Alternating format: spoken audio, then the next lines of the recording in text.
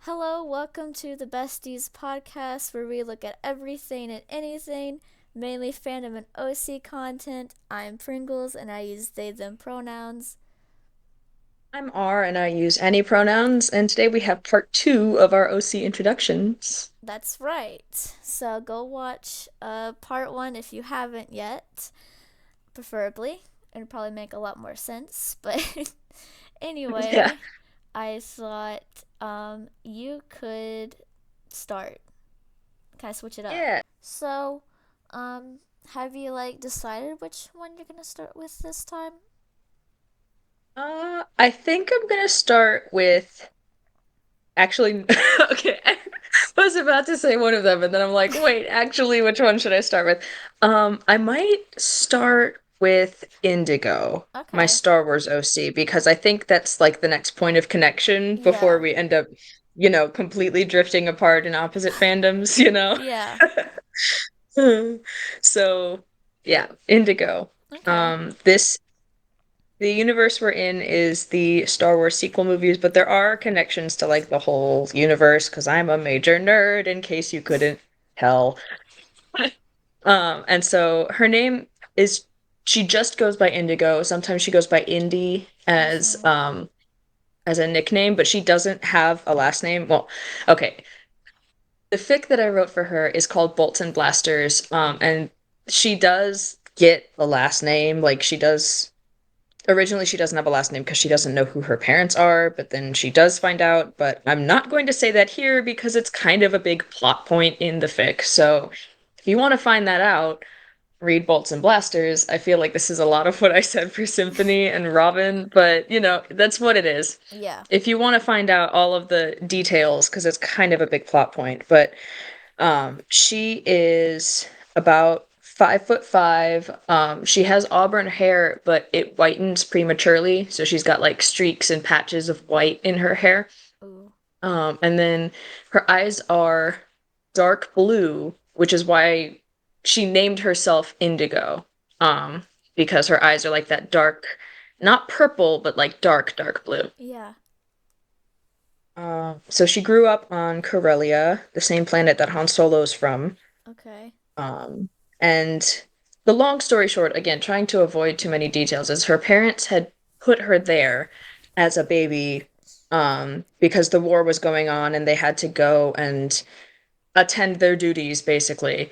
And they died before they Oh. could return for her. And so instead of like having her on Corellia hidden, because like it's kind of a slum planet and no one would really guess that they'd put her there, they weren't able to return for her. And so she grew up on Corellia and then she enlisted in the First Order when she was about 17 as a means of getting off Corellia. Kind of similar to Han Solo's story in a way, Yeah. where he enlisted in the Empire. But she enlisted in the First Order. She's a mechanic.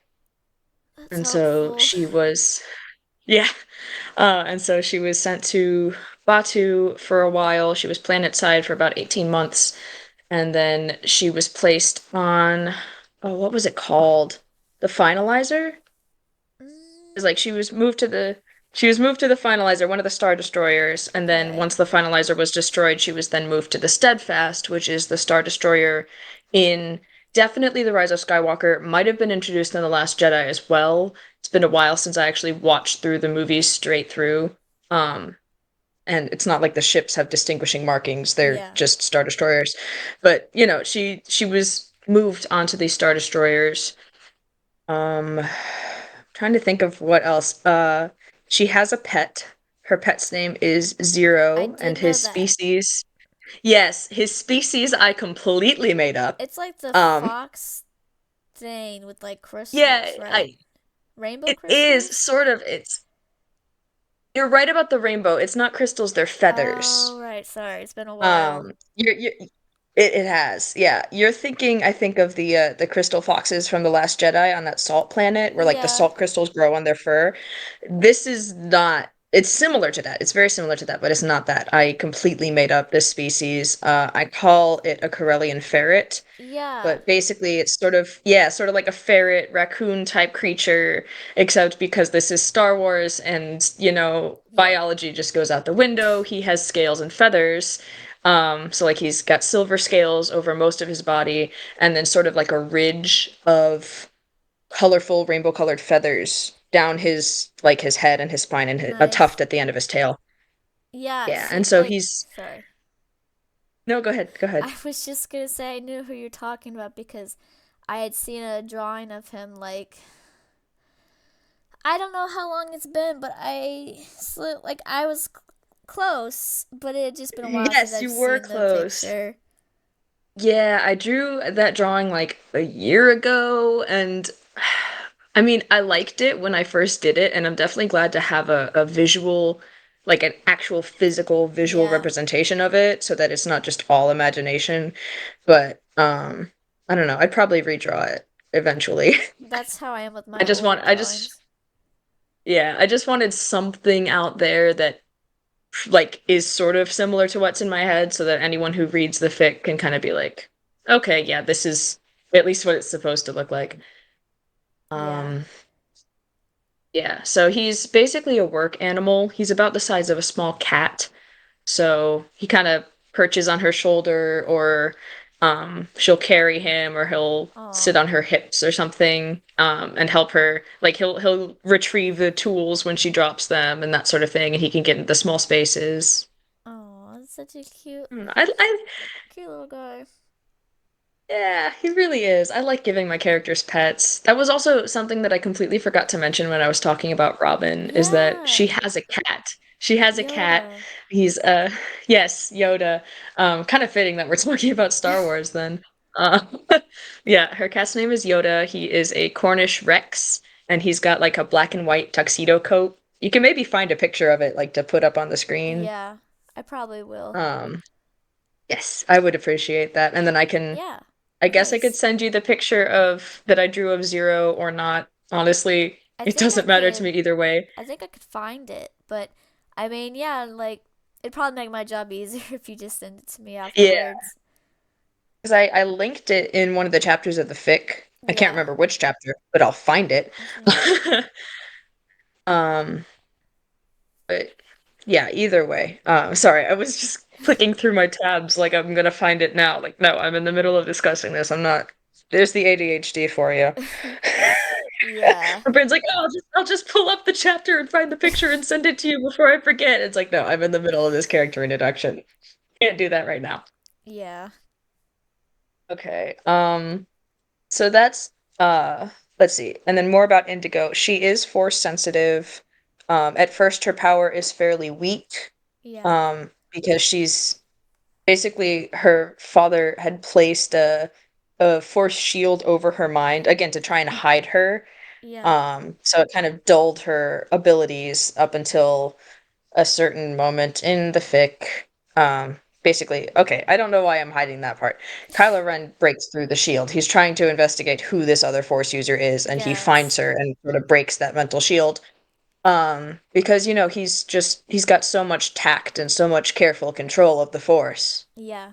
Sarcasm. Yes.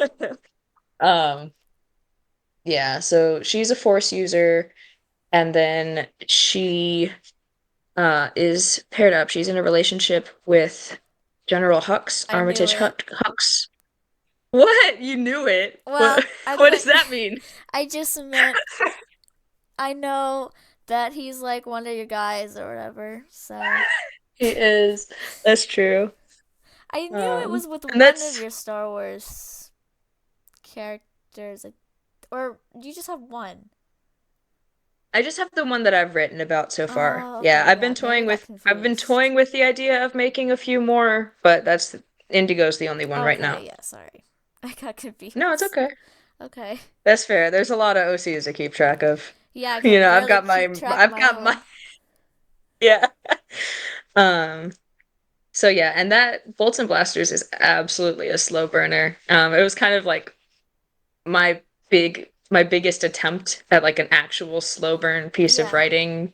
And so like a not just in the romance, but like sort of an extended reveal of some of these other plot points. So that was, I try to work on something a little different for each piece of writing that I make. And Yeah. so Bolts and Blasters was absolutely my attempt at restraint and Mhm. foreshadowing. Yeah. I think that's the good on the introduction for Indigo. That's Um, good. oh, she does have two friends in the order, two notable friends in Two the order. Lead it. besties. Sorry. What? I said two Sorry? besties. Two besties, yes. So there's Lita, who is a fellow mechanic, repair technician on Yeah. the Star Destroyer. And then there is Jules. I'm trying to remember, he's a stormtrooper, and so it's like JL3518, I think is the call sign number I Okay. gave him. So then it's JL and then 35 being like ES in Yeah. yeah, so it's Jules is his name. Nice. And so yeah, they're basically her two friends, and I don't want to say much more than that because it's plot points in Yep. the fic. So yeah, I do really like how that one came out. I'm actually working on the epilogue now. It's almost done. That's good. But no, I'm happy with how that like how the slow burn shook out and the nice balance of action, and I feel like I did the characters justice for Yeah. the most part at least. I think you're really good at Um, writing action. Thank you. It's like my favorite thing to write, I think. Action and banter. Yeah. Is that All all you right. wanted to say? Your Yes, it is. It's your turn. Okay. I was thinking I was gonna talk about Arlene. Nice. Okay. That's Arcane, right? Yeah. Arlene Lanes. Yes.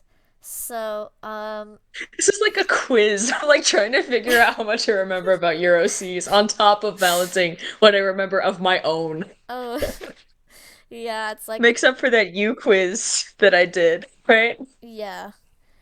Okay, so this OC of mine, um, this takes place in the Netflix series Arcane, which is based on like the video game Arcane League of Legends. And so this character, her name is Arlene Lanes. So she's originally from Zaun, which is basically, I don't know, I'm kind of doing basic information on the show for people who are not as familiar. So Zaun is like the Undercity, and there's like what's it called? Is it Topside? Well, there's the two cities. Yeah. Undercity I haven't seen bad, Arcane since it Topside came good. out. I'm not gonna be any help. Yeah. Yeah, it's been a long time since I've watched it. I'm not. I haven't been hyper fixated on it in a long time. Okay, so she's originally from Zaun. But in the show, like, she. So, I guess I'll just read it how it is and assume, like, the audience can do their research. So, about the show. She snuck Yeah. away with, Vi, who is, like, the main character. And, God, I love Vi. yes, I do too. I And need to I if I were to write an Arcane fic of my own, it would absolutely feature Vi. that would be really cool. So Arlene sneaks away with Vi and the gang, like on their heist, which is like the main thing.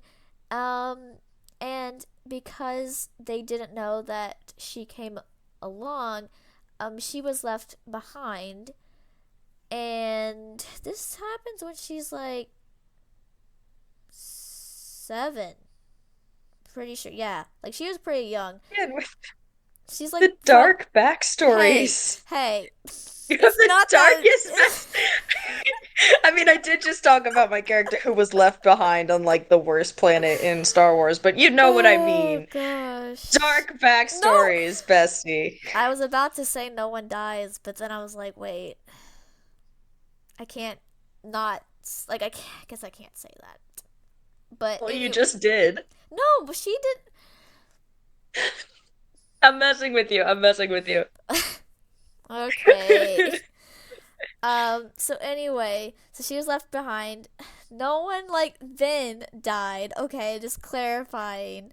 So, there was like, the main explosion with like the blue crystal thingies and all that inventing. Just really summarizing it. So Victor, Yeah. Jace, and some like enforcers, they found her in the rubble from the explosion. She didn't talk very much. She's definitely like scared of enforcers, which I don't blame her. But then once they realized, this is so silly to me now.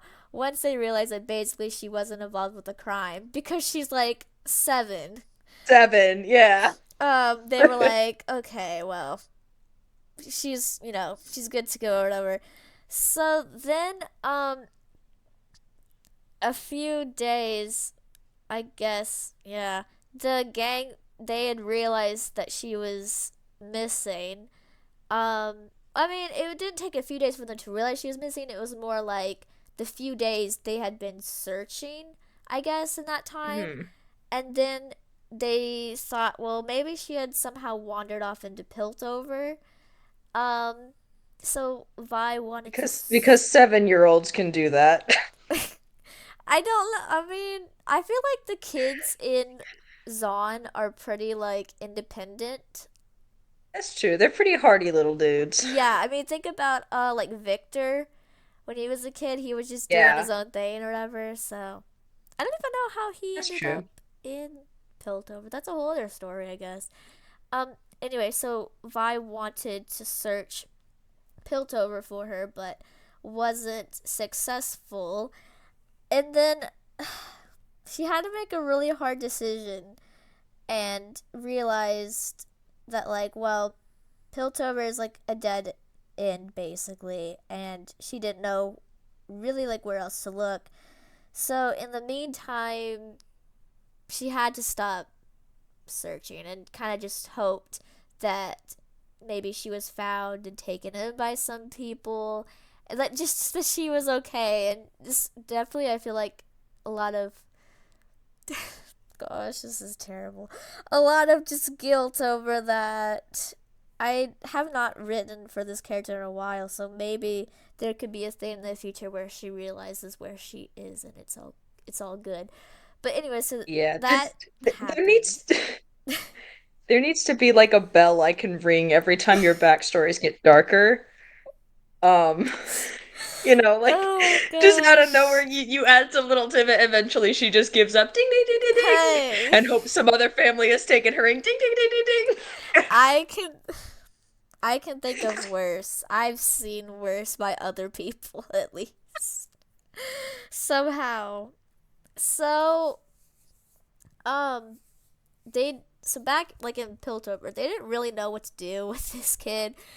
And so Victor basically volunteered just to look after her, like just for a few days or whatever, until maybe someone came forward and she was like reunited. And also just because he was like the only one that Arlene wasn't too wary of, and she basically like wouldn't go with anyone else. So he's like, okay, fine, I'm doing this now. Sorry, I don't know why I'm laughing at my own story.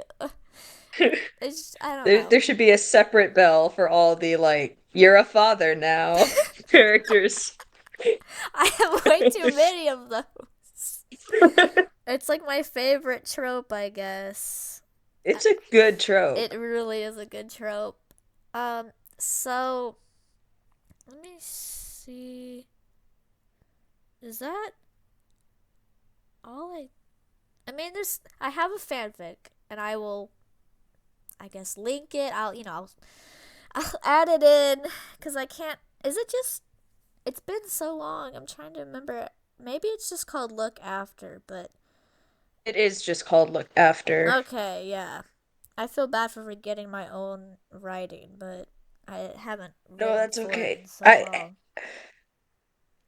I mean, you saw me struggling to come up with the like call sign number for one of my own characters. Like, we're in Yeah, the same boat. yeah. So eventually, when it was assumed no one was coming to claim her, Heimerdinger, that guy, oh my gosh, he Mm. basically decided he decided that Victor could be a mentor of sorts to Arlene. Um, and Victor very reluctantly agreed, but I feel like it's very hard to say no to Heimerdinger. He's just one of those guys where you're like, okay, I guess this is my job now. This is what I'm doing. Yeah. So even though it was like rocky in the beginning, eventually like Arlene and Victor they developed like a really sweet like kind of father daughter esque bond, and it's really I just really I don't know I just love it. Yeah. And from what I remember in the fic, they do come to a realization about uh I'm trying to figure out so you can do the reveal yourself, but like after the explosion, Oh, um it's not that explosion. It was a different explosion, but I can see why you'd make mm, that connection. I mean, I'm sure that explosion did not help, you know, yeah. but it definitely was not that one. It was a different one that happened before when she was younger. So, but anyway, leading up to that, because of an explosion that happened when Arlene was younger, because Piltover just likes to explode things and so on. But anyway, Arlene, she lost hearing in her left ear, so she um is deaf in one ear, or like single-sided deafness, or SSD. And where? Oh dang it! I lost my spot in my page. Okay, wait. Sorry. So because of this, I did research on this too, obviously. She can have trouble identifying where a sound is coming from and has to like look around a lot, like when someone's calling her name, and like basically she always has to sit close and like in front of a class or like a group. She hates it when people try talking to her in her left ear, and she's just like, "Did you forget? It doesn't work. Why?" Because of her single-sided deafness, she kind of has a terrible sense of balance because that can throw off your balance.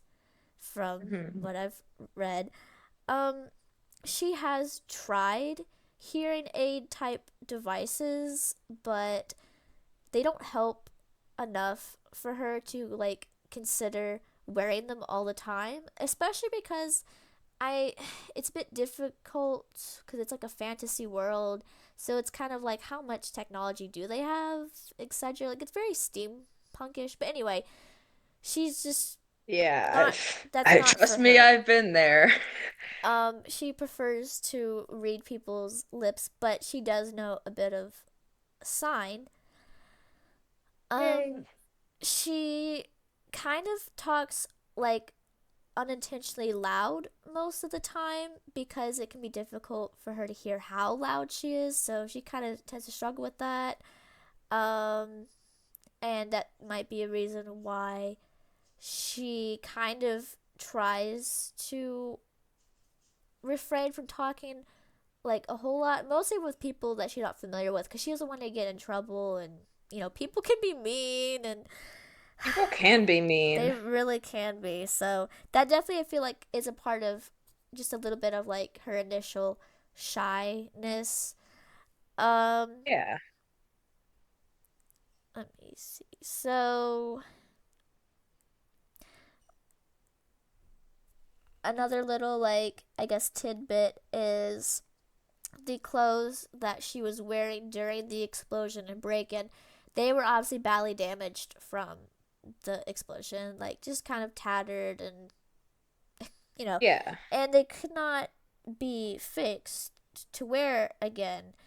But I like to imagine that as like a little gift, Victor took the remaining like scraps and patches and kind of like sewed them together as a pillow so she'd have like something from her original home. And it's That's so just, it sweet. really is. And I think it's especially sweet because like Victor's also from Zon, so they definitely can like bond over that, and they can bond over both being disabled, and they have just honestly like a lot in common. I think that's why they get along so well. Yeah, So absolutely. Arlene, she's very creative. She's not really like scientific creative, like inventions like Victor, but she has like learned a few things from him. Um, but she's definitely like artistic, and I feel like she really likes to sew and draw, and definitely Victor's supportive of that. Let me see. So she does have a real life face claim, but because Arcane is animated, I'll either run pictures, real life pictures through like there used to be this Arcane like app filter that I would use, or I would just draw it in the style. So her real life face claim is Scarlett Robinson, who is a model. So I guess I just would throw that out there. Yeah, and Her. your drawings are really cool. Like, Thank absolutely you. put the drawings up on the screen because, like, if people haven't seen them, they are missing out. Yeah. Oh, thank you. So, um, her pronouns. I had. I guess I didn't go into that. Her pronouns are they, she, and she is a demigirl, and she's just queer in general, and definitely, when she gets older, she's like such a.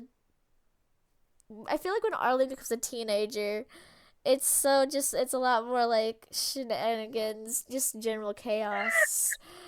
I feel bad for Victor, just a little bit.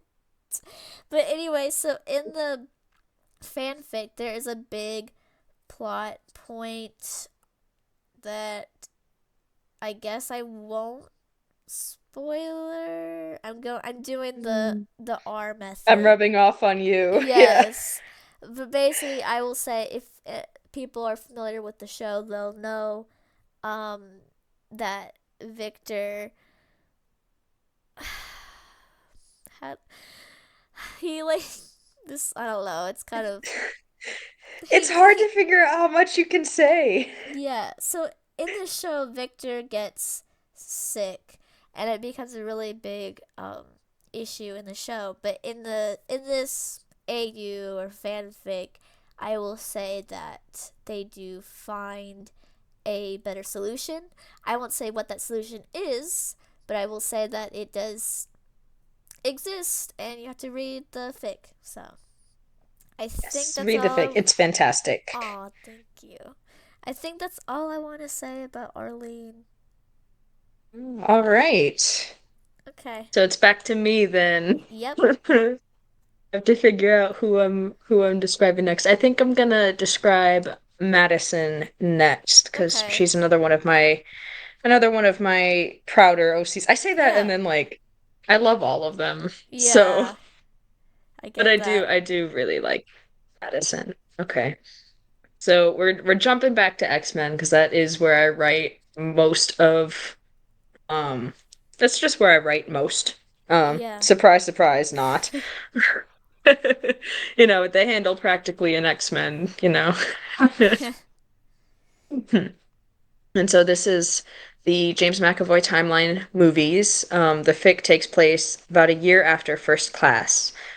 And so this character, her name is Madison Douglas. And I'm trying to think of where to start. So she's a mutant. Again, surprise, surprise, I'm writing an X-Men fic, and then it's fun. I find it very fun to like try and come up with creative mutations for Yeah. these. And so her hero name is Lionfish.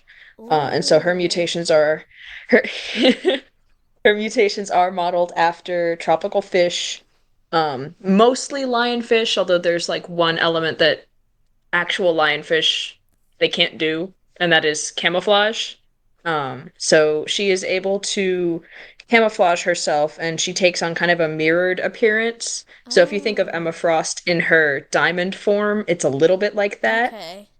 So it's she doesn't quite disappear, but if she stands still, it's hard to see past. Like Yeah. it's hard to see her. It's only when she moves that like you get the light refraction and it's not exactly a perfect meld. Yeah. Um, Yeah, so it's not invisibility, but it is camouflage. And then she has gills on the side of her neck and she can breathe underwater.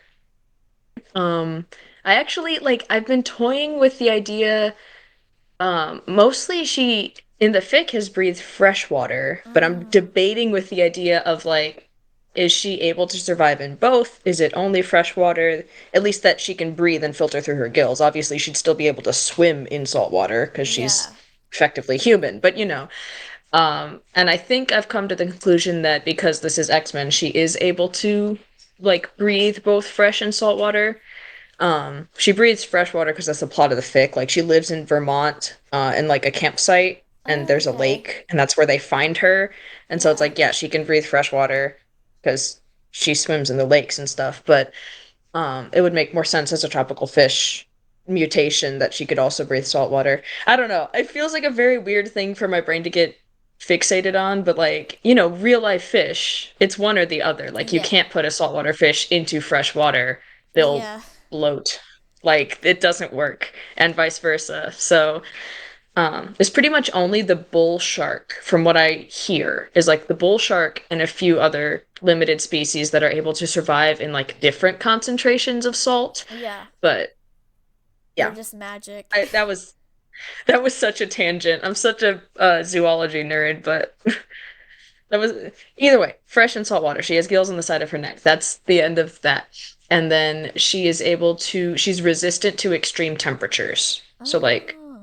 Okay. Um, yeah, so it takes a little more for her to develop heat stroke or hypothermia. Um, it's again, it's nothing extravagant. She does still have a limit, but she's a bit Yeah. more resistant to it. And Okay. so yeah, she's about 5'6", I think. Okay. And then she originally had blonde hair and brown eyes, but with her mutation, they both turn reflective like a mirror. Oh, You know how I'd okay. said like yeah, I was so proud of that. And so like her camouflage is basically like a mirror, and so Yeah. her hair and eyes are always mirrored. She can't Yeah. turn it off. Okay. Um, she is a swimmer. I mean, not just because of her mutation. And so Yeah. she's got like she's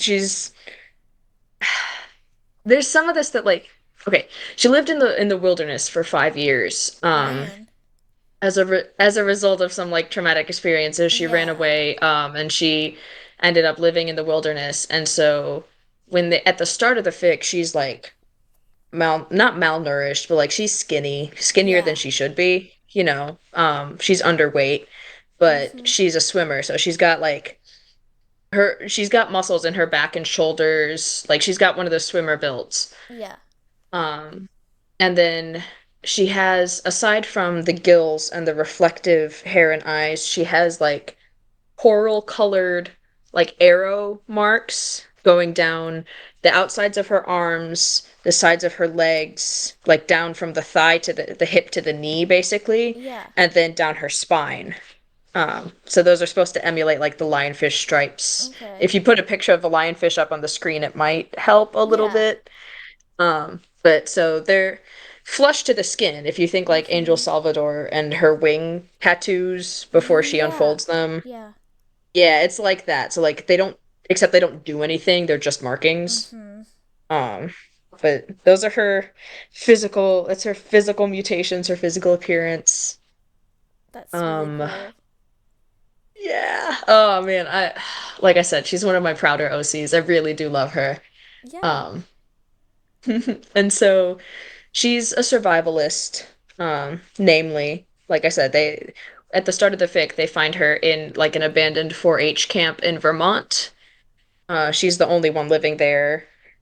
So she like lived in the cabins and would hunt for her food and that sort of thing. Yeah.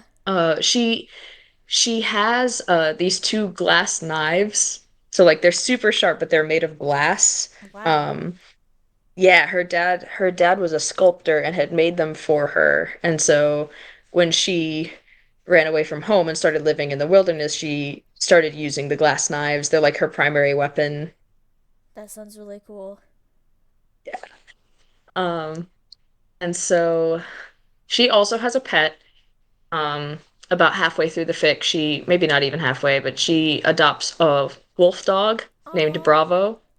that's really Yeah, cute. so she finds him as a puppy just outside the X mansion because it's all surrounded by like forest and Yeah. stuff. And so he had been um taken in. This was around Christmas time, so it was like another Okay. family had adopted him and then realized that getting a pet for Christmas is like way too big of a commitment, and so they Yeah. kind of released him, and then she found him outside the X mansion. I have a problem against people giving animals as gifts for like birthdays or holidays. Like that's not don't do Yeah. that. That's a bad idea. Yeah, I totally agree. They're unless you've talked about it beforehand and it's like a planned thing. Yeah. Don't spring a pet on someone. And so that's kind of how she came into adopting Bravo. He is 25% husky, 25% Bernese Mountain Dog, and 50% gray wolf. So he is a Wow. big animal. Yeah. There's like that one picture, if you look up wolf dogs, there's like the one picture of the lady with this like grayish, black, brown wolf dog sitting on her lap. Yeah. It's like literally I just Google searched wolf dog and it's like the seventh picture. Okay. That's basically what Bravo is supposed to look like. It's just this um, very large animal, Yeah. kind of a grayish brown, with more wolf-like features. I really love those kinds of dogs and like huskies and basically dogs that look like wolves. Yes. No, I'm absolutely a big dog person too. Mhm. Those larger breeds are my favorites. Let's see. She gets into a relationship with Alex Summers, Havoc. Oh, okay. This one's also kind of a slow burner, not quite as much as the Star Wars fic is. I think it's longer to the actual like confession of Yeah. romance and love, but there's more gray area in between. You Okay. know, like they have kind of this undefined closeness Yeah. even before the whole confession, which that's my favorite part of like slow burn is the in between time where it's like, yeah, clearly you both like love each other, whether that's romantically or Yeah. platonically or whatever other way. I do like that too. Clearly, it's my favorite thing, and I leaned into it for this fic. Let's see. The fic is called Smoke and Mirrors. And as usual, it is long fic, probably almost certainly over 100,000 words at this point. Let me see. Wow. I just updated it like 4 days ago. Yeah, it is 154,000 words. Oh my God. Man. I mean, that's impressive. Uh, yeah, I'm over here writing full books. I don't know. I don't know. And it's not even done. Like, there's Wow. still, it's not far from the end. Like, we're definitely closer to the end than we are the beginning, but Yeah. there's still more of this story. And then I'm planning sequels for Days of Future Past and Apocalypse. Oh. So there's a lot of this story. I really do love the relationship between them and like how Madison fits into the whole thing. Yeah, it But sounds really good. yeah. Oh, there's one other thing. So she goes by Madison Mhm. for the most part, but Alex, sorry, the dogs that I'm dog sitting are like walking around. I get it with like Um, yeah. And so she goes by Madison predominantly, but Alex does take to calling her Mads, like Aw. Mads. Yeah, and so he's like the only one to call her by any sort of a nickname. And so Oh like my gosh. he, yeah, My it's oh my favorite God, it's trope. really cute. Yes. It, yeah, I out of almost all of my fics, that if I were to rank them by like how proud I am of the relationship development and just the development of the OCs and everything, this one is definitely top three. I freaking love this one. I have a lot of reading catching up to do on your fix, and I will get around to that. Like I should. Like it's all great. It's just Oh, you know how it thank you. is. Got a lot of I do know how it is. There's a lot of content to look through. yeah. Yeah. I think you'd enjoy this one though. Um, Okay. and I am leaving out, just like I was with the other OCs, I am leaving out a few details because they're going to be pertinent in the story, and so I'd rather, like, if anyone's interested in this character, I'd rather you read the fic and like discover it for yourself than have me just say it all here Yeah. because I don't know. I it kind of stems, I think, from the fact that I read a lot of like Neil Gaiman and Stephen King, and so there's always twists. Yep. So I always want a bit of not a shock factor necessarily, but I want to keep it engaging. Yeah, I get that. Okay. Oh, one thing that I can reveal is that at one point she does go back to living in the woods. Oh.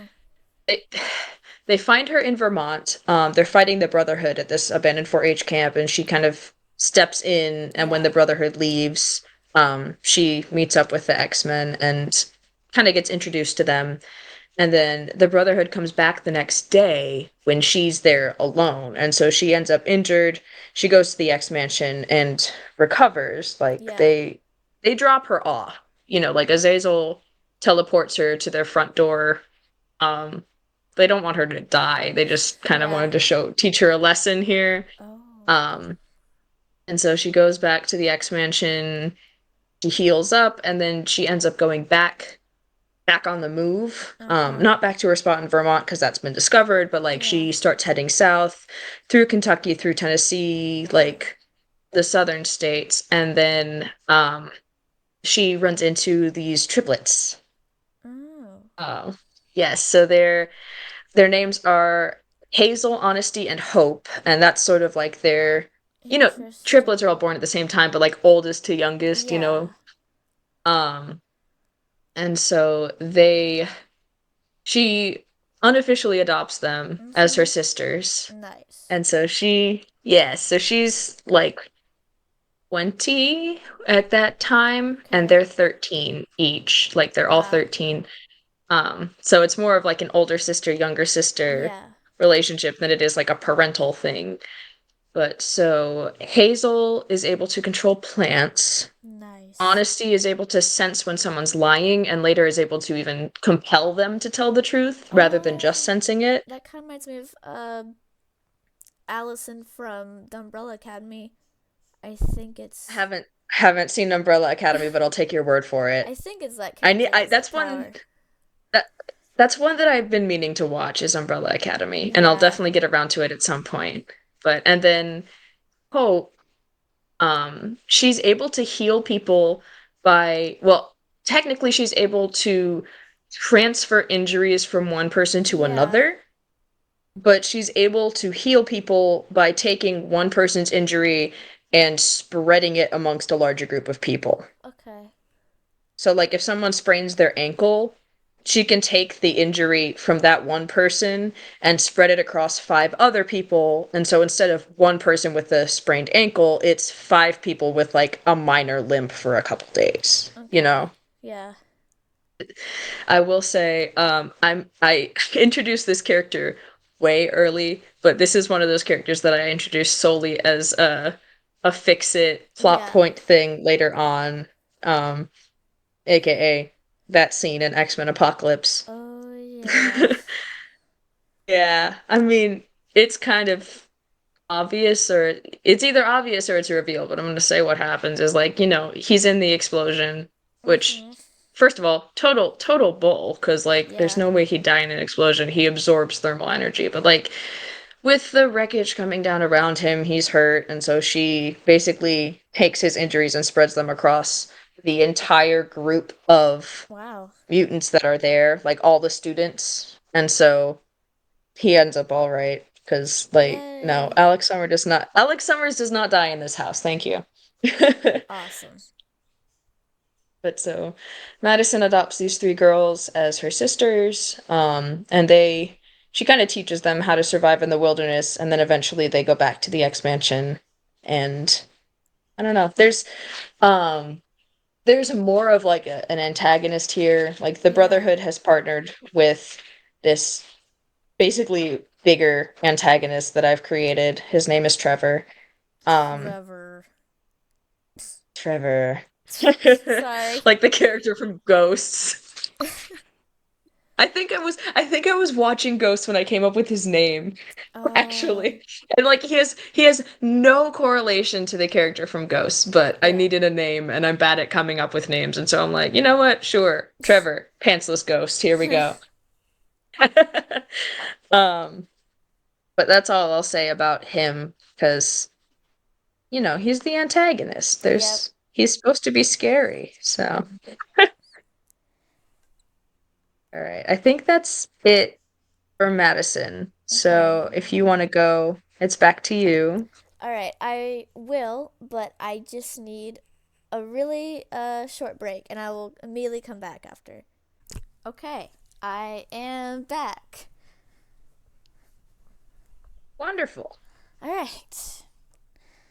Now I All right, who have you can. got up next? Okay, so next, basically in line is all of my Star Wars OCs, but I'm starting with Gila first. Ooh, very exciting. When you told me about the backstories of these guys, they were like some of my favorites, so I'm excited to get into it. Yay! I'm happy that you're Yay! excited. Okay, Yeah. so gonna go to just, I guess, backstory. So, this character, her name is Gila Latka, and she is from like she's a Clone Wars Star Wars OC. So she was a Padawan during the Clone Wars, kind of, basically like same age as Ahsoka. Um Nice. so I know we were just talking about the whole ring the bell thing when something OC Here trauma we go happens, again. but all Ding. I will say is that I feel like it's kind of just it's Star Wars. Like who is not traumatized in Star Wars? That's that's fair. Everyone's freaking traumatized. Yeah, I mean it is literally called Star Wars. So, Yeah. I okay. need a bell for Indigo, truth be told. Yeah. So at some point Gila gets captured by either a Sith or someone, like working closely with Sith. Um she is tortured for information, but Hmm. doesn't give up anything because I feel like well, obviously you don't want to give up anything to the enemy, but also she's very like strong willed, I Oh, guess. we love strong characters. So she doesn't give up anything, but then eventually I'm gonna go with, I guess, just antagonist because I haven't decided yet if this character is Sith or Sith related. Gets frustrated and impatient and decides that she's not useful, and so basically decides to punish her more by cutting her mouth and a bit of her tongue.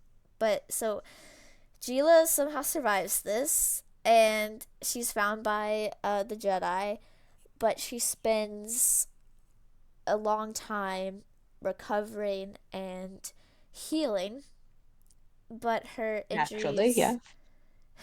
her injuries were so severe that she became mute because of it.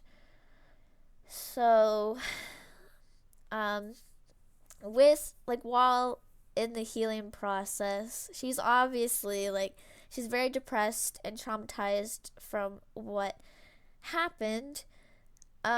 But at least she had her like friends and honestly, like I know they're not really family, but I feel like the Jedi are just sort of family for each other.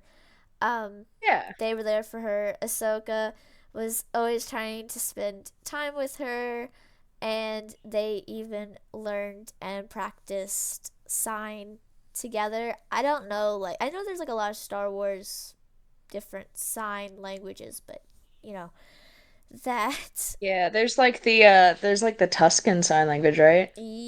That yeah, they established it in the Book of Boba Fett, where like they had this he was like a linguistic specialist who actually is deaf and like knows various sign languages, who created the sign language for the I think it's the Tuscan Raiders.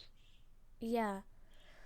So, um, so Gila learns sign, but she also uses occasionally she uses AAC or I know what it stands for, but I can't Like alternative something alternative. communicative.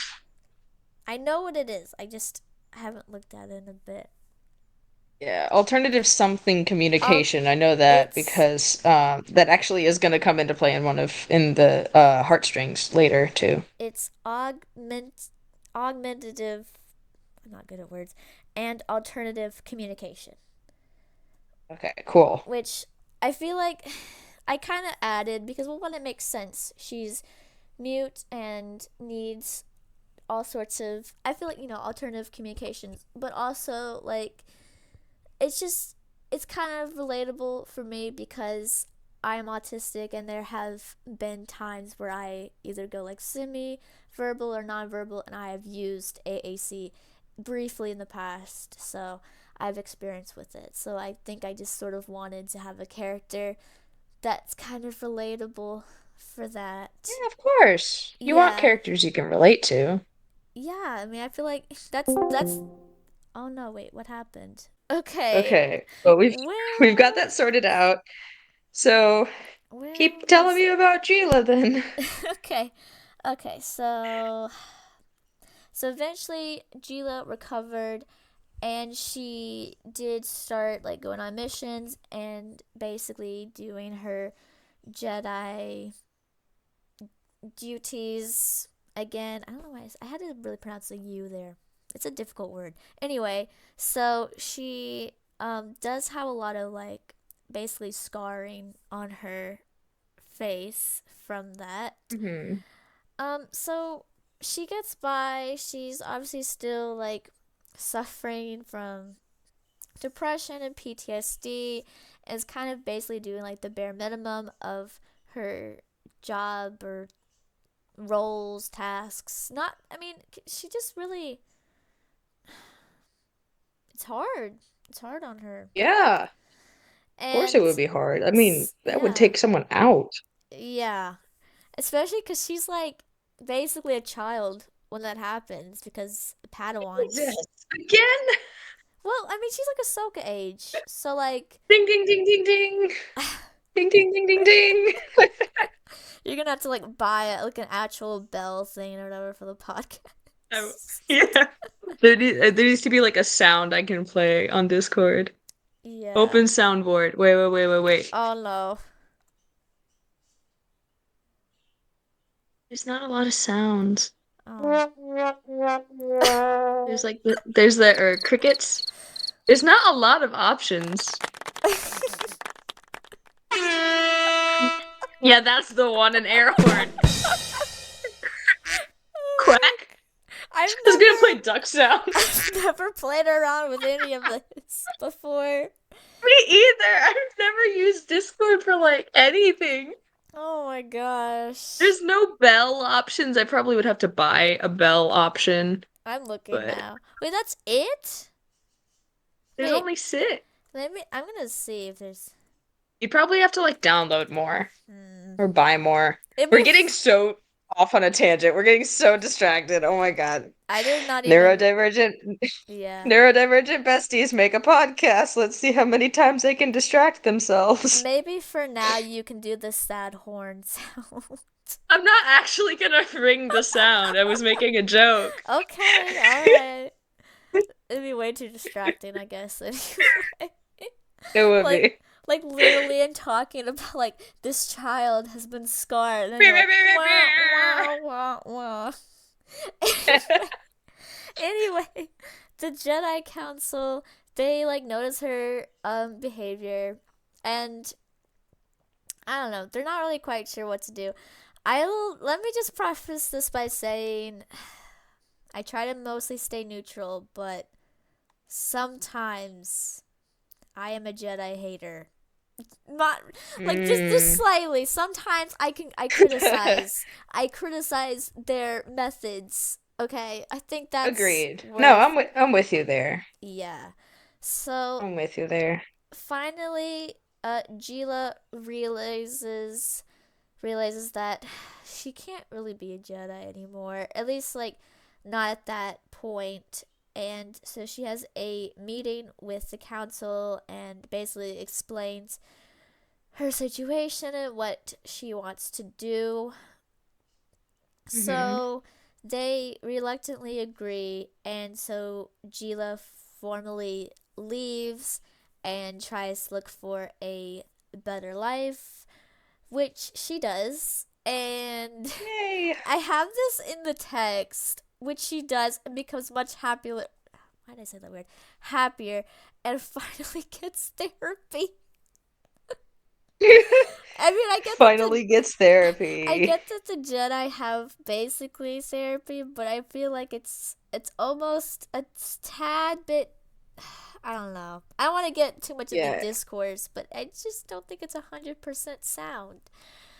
So Agreed. Yeah. in the future, she decides that she is finally ready to return to the Jedi, but she was kind of too late, and Order 66 happened. Oh So my goodness. she Wah, learns wah, wah, wah.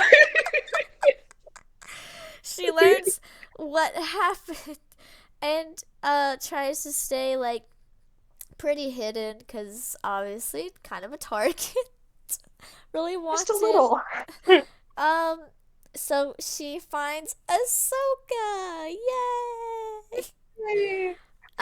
And so they stay together and they live hidden, and so um, that's the main backstory.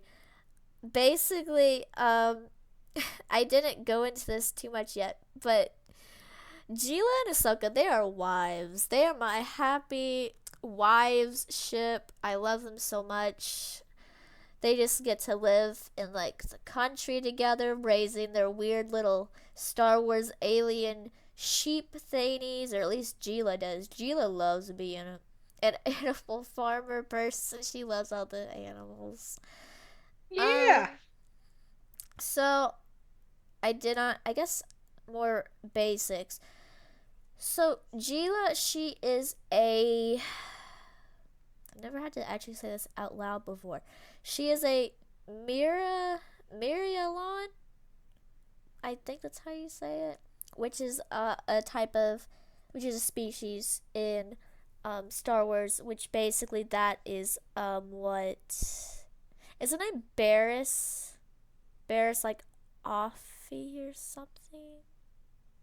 I'm trying to remember if that's Um, her name. Or isn't the one of the Jedi people I'm trying to think. Um Luminara? Is that her name? Maybe? I Okay, don't know. You well, could probably whatever. I put will pictures up do or all the something. research. I mean,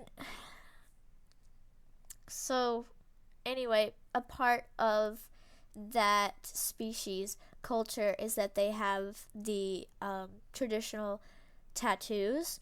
So, Gila has it's a lot of like really small, like black ink, like dots and patterns and stuff. So, Gila, it's like an even number. So she has how many spots is it? Is it like I think it's six. She has six black dots under each eye, and then across her like nose bridge, she has like a specific kind of triangle-ish dotted pattern. So those are her traditional tattoos. She trying to think of other things. So she is biromantic, demisexual, and her pronouns are she, her. She she's 5'3", All right. and I'm trying. I'm just. You just tend to make your OCs a fair bit shorter than mine. I'm just noticing like a recurring trend, Well, why wouldn't if it can I? even be called a trend. I'm shorter than you are by like a ton. So also, I feel like five That's three true. is just average. So Yeah, I think 5'4" is average technically, but I just said okay, shorter. I just said shorter. okay. Shorter than mine. Wait, let me see. Silence, tall person.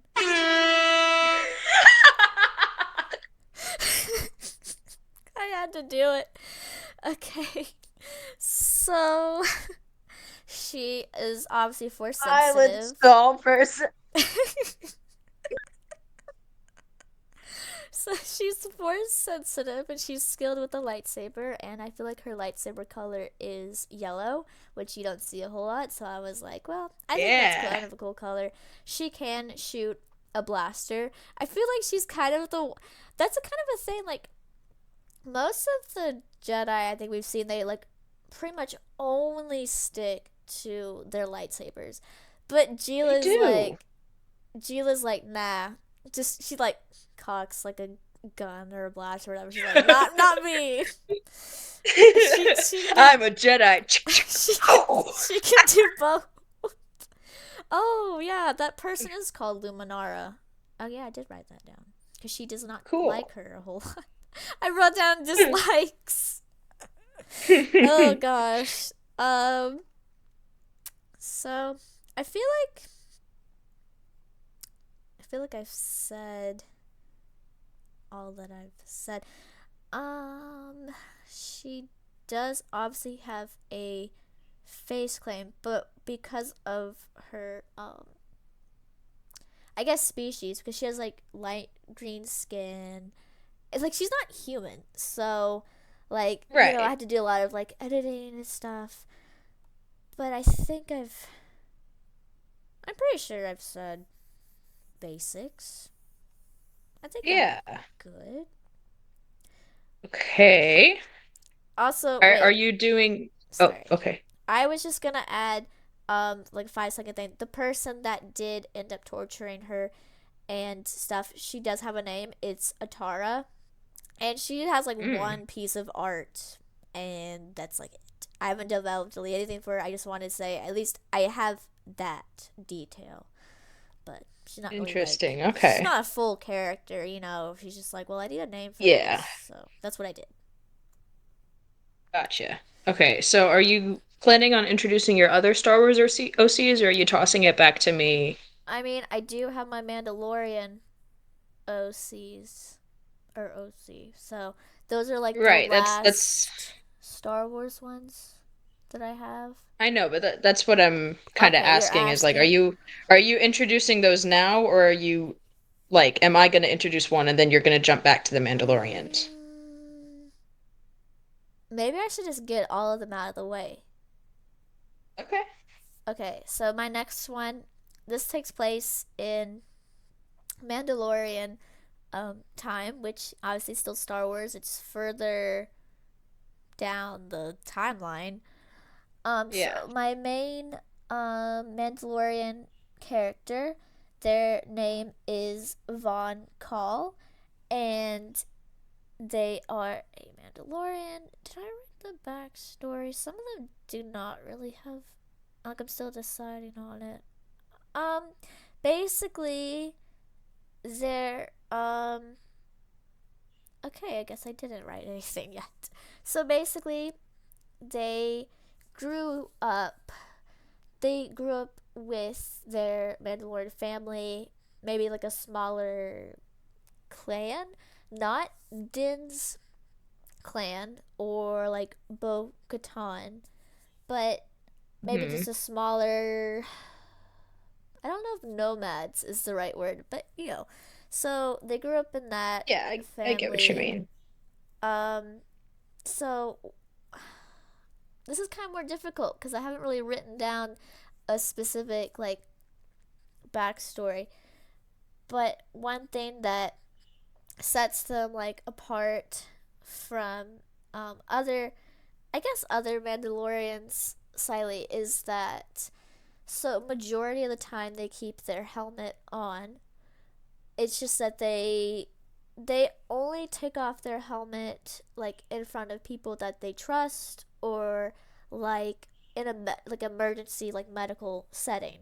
So that Right. obviously sets them apart from Din and also kind of apart from Bo Katan because Bo Katan just kind of takes her helmet off whenever. So it's kind of like a balance between Yeah. those ideologies, I guess. So, Vaughn is blind in one eye, just from birth, like not naturally. Um, words are escaping my brain right now, but you know, it wasn't like an accident or anything. So they do kind of struggle like with depth perception, and Hmm. they're like they are kind of a bounty hunter at least, and they have like at least in the beginning, and they have like ways and like methods of being able to do their job with their blindness, and they have this their main weapon is like this, I guess it's kind of like a spear a little bit, or maybe is a spear different than a pike? I don't know. Maybe those I are think it's about like the tip. Like a spear has more of a blade and then a pike is just more of a point. okay, I think it's more similar to a pike. Um Okay. so basically eventually Vaughn finds I see this is the problem because it's like what am I supposed to do? I don't have as much of a backstory to go off of, but they do find Yeah. this foundling named Illyri, and they basically take her in and kind of act as like their older sibling slightly. So wanted to throw that in there. Awesome. They do eventually meet Din and Grogu, and I did write a little fic about that back in like so long ago. So I guess I will put that up on the screen at some point. Um Man, I feel like there's not, I guess one thing I like about um one thing I like about them is their armor is themed like dark purple and black or gray. So I like that color scheme, and they have like this sort of brown fur, not like a, I guess it's like a wrap thing kind of like around their shoulders, and that looks really epic. in my opinion. That sounds so cool. That sounds like such a cool color scheme and Thank costume and you. everything. Um, so it's basically just them and Illyri, and they kind of just go from like planet to planet, and I guess they do their thing. They survive. Um, Nice. Vaughn is Demi Ace Arrow, and obviously they are like non-binary because they use they them pronouns, and also this I guess, I mean, it doesn't really make that much of a distinction now because pretty much every character isn't so. I just said that, like, they're specifically, like, autistic, and so they have ways of, like, stimming, and it's probably similar to me. It just, I feel like I kind of just, is project the right word? I project onto this character. I really like him. I really should do more with this character. Also, I will say they are 5'8". So, Okay, that's my height. yes, that's why I specifically said that cuz guys are the same height. Um oh, also they do they're non-binary, but they lean a little bit more, I guess, which is kind of similar to me.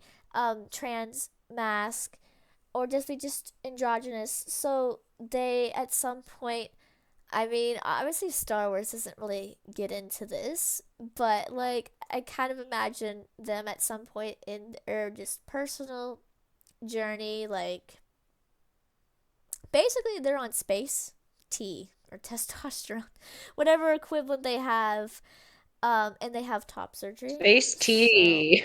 yes, my most like Nice. relate at least relatable to me Star Wars character. Okay. More relatable than Danny? No, no, no. Oh man, you really gotta fight me with that. I'm kidding.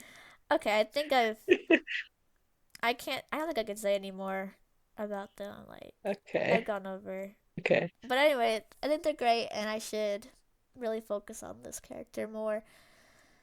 Okay, and then Leary does not have a whole lot to her. She's like 11. Um, I think trying to. Does she have a backstory, or did I? Huh. Maybe I did.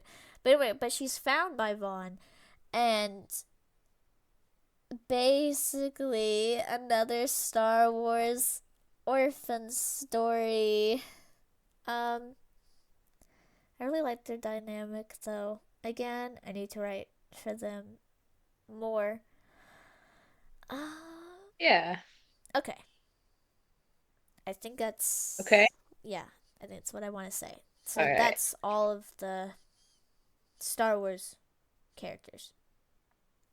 Awesome. Okay, back to me then. Yeah.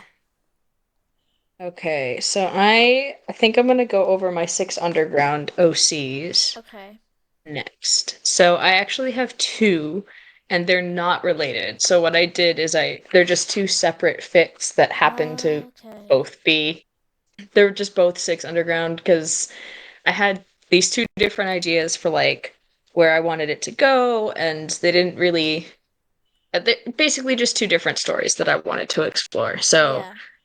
two different OCs, they're just not connected. The first one, the which is a now completed fic called Nom de Guerre, the OC, her name is AJ or Azalea Jordan Campbell. Okay. She is an assassin for Oh. hire. And so it's kind of an enemies to lovers thing, except it happens super quickly because Okay. um, have created this like antagonist organization, and they're all named after reptiles. And so the lead antagonist, I'm explaining this first, and then I'll get into the character because it's kind of related. Yeah. The lead antagonist, her name is Naga. Um, it's like the Oh. snake demon creature. I was thinking of um, Naga from Avatar Legend of Korra. I think that's her name. no, no. Nagas is like the half human, half serpent. Yeah, I get what you're talking Um, about, but that's where my mind went before. yeah. And so she's like the lead antagonist, and then the rest of the team, there is Komodo, who is like a chemistry poisons expert. There's Boa, Wow. who is their getaway driver, and then there is Cobra, who is like the communications, basically the guy in the chair, the person behind the Yeah. cameras. And then Chameleon is AJ's like field name. Okay. And so she is an undercover assassin. Can't speak, jeez. Um and she wears this piece of tech that I've called a biomask. That basically it's like a little polymer skeleton that fits over her face and then kind of Nice. makes like a hologram. Like, in Captain America the Winter Soldier, that thing that like Kind Natasha of. uses in the meeting room scene where like she rips it off her face and then confronts Alexander Pierce. It's basically I that. did not watch The Winter Soldier. Oh no, come on. It's so good. I But I don't think I watched the one that was like about Bucky. And I think I skipped the Civil War one unless that's the same one. Maybe that's man, okay. sorry. There's so many of Man, them. okay, so there are. That's true. Okay, so the wiki is telling me that it's called in the MCU, it's called a photostatic veil. Okay. So anyone who knows what that refers to, it's basically the same thing. I just gave it a different name and kind of different structure, but it serves the same purpose. It disguises her face. She's able to program it with different appearances so that she can remain undercover. And Okay. so she's a part of this organization. A bit of her backstory is that Naga actually had so AJ is from Australia. She's from Brisbane. Oh. And she grew up she's also a mechanic. She and Indigo are the two characters that are like mechanics or Nice. adjacent to mechanics. And so she had grown up with her mother, Violet, like single parent, just her mother, and then their two pets, a dog and a cat. And then when she was 13, I want to say, Naga sent people after her, and ring the bell because this gets dark. Oh no. And so there were these two men, they had knives, they uh, okay, YouTube censors. They exterminated AJ's mother and their pets, and then Ring they ring came after ring. AJ. Yeah, ring, ring, ring. Sad Then they came after ring. AJ. Yeah, they came after AJ and did not actually kill her, but they managed to like cut her face, so she's got scars across the left side of her face. She's got scars like across her arms that are defensive wounds. Oh man. And yeah, and so she almost didn't make it, but then Naga picked her up and kind of took her in, and once she healed, had started training her as an assassin. And so Cause that's what you'd you kind of do. seen Naga. That's the Well, immediate. I'm just joking. that Just yeah, you but know. basically, it's this very twisted thing where like AJ saw Naga as this pseudo parental figure. Meanwhile, Naga was kind of making her into this weapon, and so getting into the yeah, it got dark. Oh It no. was fun. It was fun to write, but so Sounds like it. um in Six Underground, the main team, they're called the Ghosts, and they all go by numbers. And that's about all I'll say, because like you can Okay. look it up if you don't know. But the start of the fic is basically AJ out on a mission, and she comes into contact with the ghosts who are also undercover, and then she eventually so she starts off as kind of a villain or a counterpart to them because she is this assassin, and then she manages to escape the ghosts and joins them, escape from Naga and join the ghosts. And Oh, she becomes number 8 because there are number up through 8. 7. Yes. And so she plays guitar. She has several guitars that later get smashed because Naga destroyed her stuff after she left. Ugh, But ow. so she had a cherry wood acoustic guitar called Neil for Neil Diamond Cherry Cherry, and then an electric guitar called Brigham that was named after John Brigham from The Silence of the Lambs, and a bass guitar called Princess Vespa, which is the Spaceballs. She's a bass joke. Okay. I don't know. People name that. I've named my guitars, so No, it's like there's a bit of cool. myself. I get, There's a bit of myself in that. yeah. My electric guitar is named Christine because she's red and vintage, and I got her secondhand, so it's like the Stephen King thing. Yeah. But yeah, so she plays guitar, she rides a motorcycle, and so like she built her motorcycle herself and keeps it, keeps all the upkeep herself. Um, it's been a while since I wrote about her, and Yeah. normally she wears the biomask even around the ghosts, and she kind of never takes it off unless she's completely alone because she's self-conscious about the Yeah. scars that she has. But without the mask, she has brown hair, maybe with like a hint of red, sort of coppery, and Okay. then hazel colored eyes. Nice. Um, and so that's AJ. That's the first Six Underground piece I wrote. That is completed now. It's called Nom de Guerre. Six Underground is a really tiny fandom, but I don't know. If you've seen the movie, maybe read it. It's cool. And Okay, then I have. Were you gonna say something? Sorry. maybe. I was just gonna say in the beginning when you were describing like the story and everyone's jobs and stuff. Um, Hmm. my mind, I was think I don't know if you saw it, but do you know the Bad Guys movie that came out Yeah. like last Yes. year or something? Yeah. I I was started writing this way before that movie came I out, but I know. have seen it. I just meant it made me think of that. Hmm. I guess It is a bit like that. that's like the lighter version, I guess. The kid-friendly Yeah. version. It's it is. And so it's interesting you were talking about Van Call being Von Call? It's like Von Call.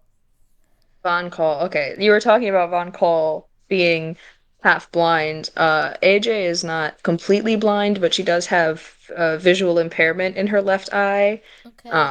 because of like being attacked and having the scars there. Yeah. So her vision's blurry and she struggles with depth perception as well. Oh man, I feel like the Star Wars OCs would just like bond over like all the scars and whatnot, and like I mean, and AJ would. I mean, I don't know. I'm just kind of joking. yeah. And then the second Six Underground fic, I mean, I like them both, but I'm already much more proud of this new one. I Yeah. feel like it's much more developed already. Um, so this is unrelated to Nom de Guerre. This one is called Desert Song, after the My Chemical Romance song called Desert Song.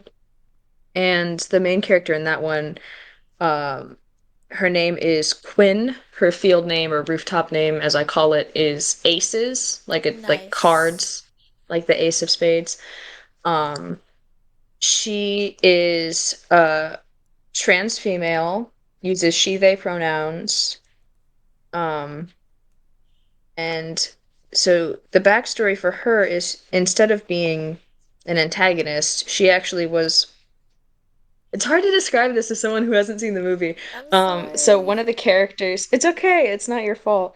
One of the characters named Billy is a parkourist and a thief. Yeah. And so he had this like thieving crew before he joined the Ghosts. And so Quinn's backstory is that she was a part of that crew before events happened and he joined the ghosts, and then 5 years, not quite 5 years later, she ends up like he finds her again, and she ends up helping them out on this other mission. But so she is 6'3" Mhm. and kind of lanky, and she has a lot of tattoos, including what I liked is she has knuckle tattoos that are the four Yeah. suits of cards. So it's like the diamond, spade, heart, and club. I Nice. don't think they're in that order, but like the suits of cards, and then other tattoos. She's punk, very punk. So she has a mohawk, and in the past she dyed it blue, and in the current timeline of the fic, it's pink, like hot pink. Um, let's see. She is pansexual. I'm telling this all very out of order. I'm like bouncing around. Pansexual with a leaning towards men. Let's see. And then she has this thing that she calls a getaway jacket, where on one side it's black leather with like silver studs. It just looks like your basic leather jacket. And then the back panel is painted with the King of Hearts. Oh. But then she can flip it inside out, and it's like a burgundy suede or like a maroon suede, so Yeah. that it's like a quick costume change when she needs to get away, because she's a pickpocket. Probably should have Convenient. mentioned. Yes, I probably should have mentioned that first, but like, she was on this thieving crew, and she was a pickpocket. Yeah. And then let's see. Uh she so in Six Underground, there's this scene where Billy, or Four as he's later called, the thief, he falls off a building, and that's how he fakes his death to join the ghosts, except he didn't actually plan it. He just Ugh. fell, and then one found him. It's kind of orchestrated by one who's the leader of the ghosts, but you know. So in this fic, Quinn falls with him, and so she ends up injuring her back and her legs, No. and hitting her head, and so in the present timeline, almost 5 years later, she uses crutches Okay. and a back brace. So she's still mobile, but she has mobility aids. Yeah. Yeah. And then she has hallucinations sometimes. Oh no. Um, but that one's probably my newest fic. That and Heartstrings are my newest ones. There's only 6 chapters in Desert Song right now, but I don't know. I really like it. I wish Six Underground was a more appreciated fandom, because I'm proud of this OC. The Yeah. dynamic I have between her and Billy, I think, is really fun. It's Yeah. it's one of those where it's like they're they're in love, but they're not quite sure where they stand, and time has passed, and it's going to be fun. It's very fun. Yeah. I looked up Six Underground on Google, and I'm like, yeah, I don't know how I've never heard of this movie because it came out 2019, and it stars like people that like obviously very famous. So it's like, how did Yeah. I never hear about this? Oh, the cast is great. And then, I mean, this is, I have written more fanfics, both published and ones that are kind of just sitting around right now, for Ben Hardy's characters than I have for any other actor right now.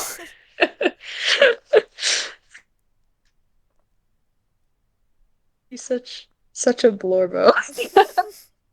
He is very attractive though. Um, We're gonna need like a whole like, podcast episode where we're talking about all our faves. I'm kidding. we are. Um, yeah.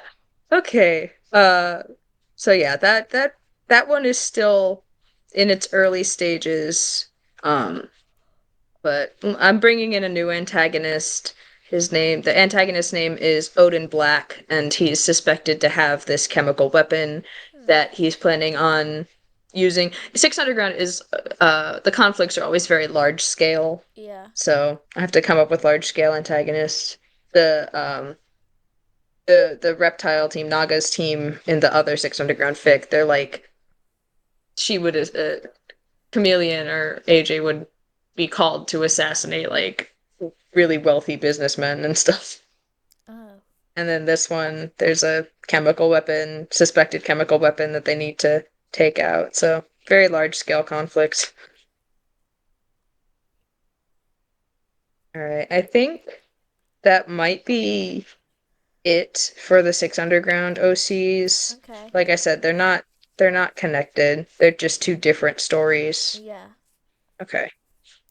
Okay. All right. So now I have a lot more minor OCs, or at least I consider them at least like not on like a huge like scale, I guess, as like other characters.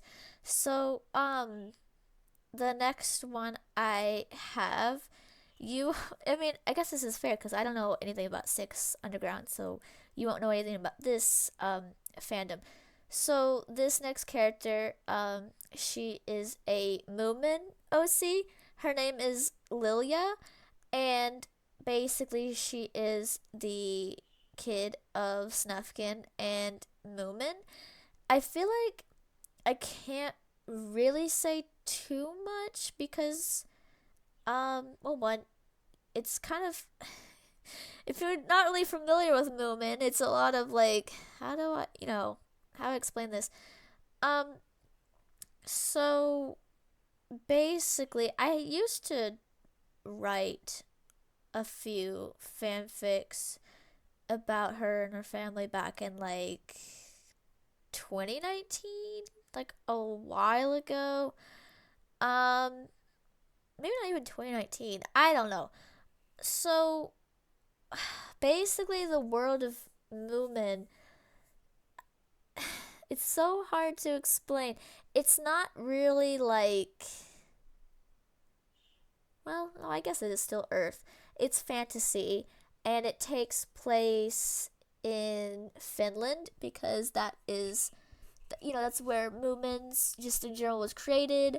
Um, and they live in a place called Moomin Valley, and like there's different like creatures or whatever. So there's Moomins, and they kind of look like white furred, like, do you know capybaras?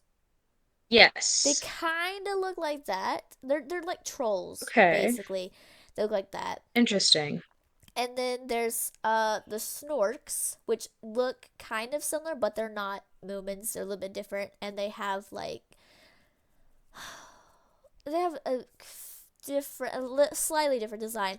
And then there's like the Mumricks, which is what like Snufkin is, and they look humanoid, but maybe, I mean, this is kind of more of a fandom thing, but they kind of, a lot of people like to headcanon them having like feline aspects. Okay, I Interesting. read your Okay. message. And then there's so many different creatures, so I'm just narrowing down to like the main ones. So a big, huge, like popular ship in the Moomin fandom is Moomin and Snufkin, and like obviously it's not canon because like Moomin is pretty old. It's like from, I don't remember when it was created, around like 40s, 50s ish. But like the Interesting. subtext, I guess that's what it's called. Like it's just there's so much about it where you're just like, this is very much like, how could you not ship them? Um, I guess a way to describe Moomin is essentially, it's kind of in a way, it's like Finland's version of Mickey Mouse. Like that whole Okay. how Yeah. famous and like the character and the stories, and so that's how I can kind of describe it. It's like their own Mickey Mouse. Um the Okay. creator, her name was Tuve Jansen. And so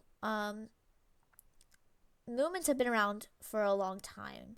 So Right. because Moomin Valley, I feel like there's not a whole lot of like rules for what you can do, and obviously there's like magic and stuff. Like they have this wizard guy that shows, or I don't know if he specifically, yeah, he has magic. So one thing, um, one thing I decided, which maybe this makes more sense just in if you're in the Moomin fandom, you're probably not going to like what do you call it? You're not gonna be phased, basically. So I kind of invented this thing where basically Moomin and Snufkin in my fic, obviously they like get married and stuff and they have like a cottage and it's great. And then one night, basically both of them they kind of like make a wish to like the moon. Just bear with me. And Okay. they're like, man, we really want like a child. So then like next morning or whatever on their doorstep is Lilia in like a basket and the moon worked its magic. That's all I will So, that's the best so way this is like the stork. This is like the old stork tale, but kind with the of moon. but literally like the because Right. yeah. And it's I just made it that's my head canon. It's not like it's an actual thing in Moomin Valley, but I was like, they have magic, so I'm just gonna like make this a thing. Um Yeah.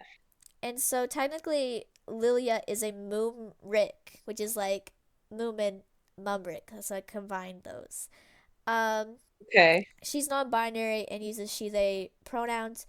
Her voice claim is Mimi Sandin, who is a Swedish I guess she is a voice actress and a singer because the thing is the creator of Moomins, she is from Finland, but where she lived and like where she grew up, they would speak Swedish. It was like a really small like community of Finnish people who would Okay. speak Swedish, so that's why it kind of carries on into the I guess universe.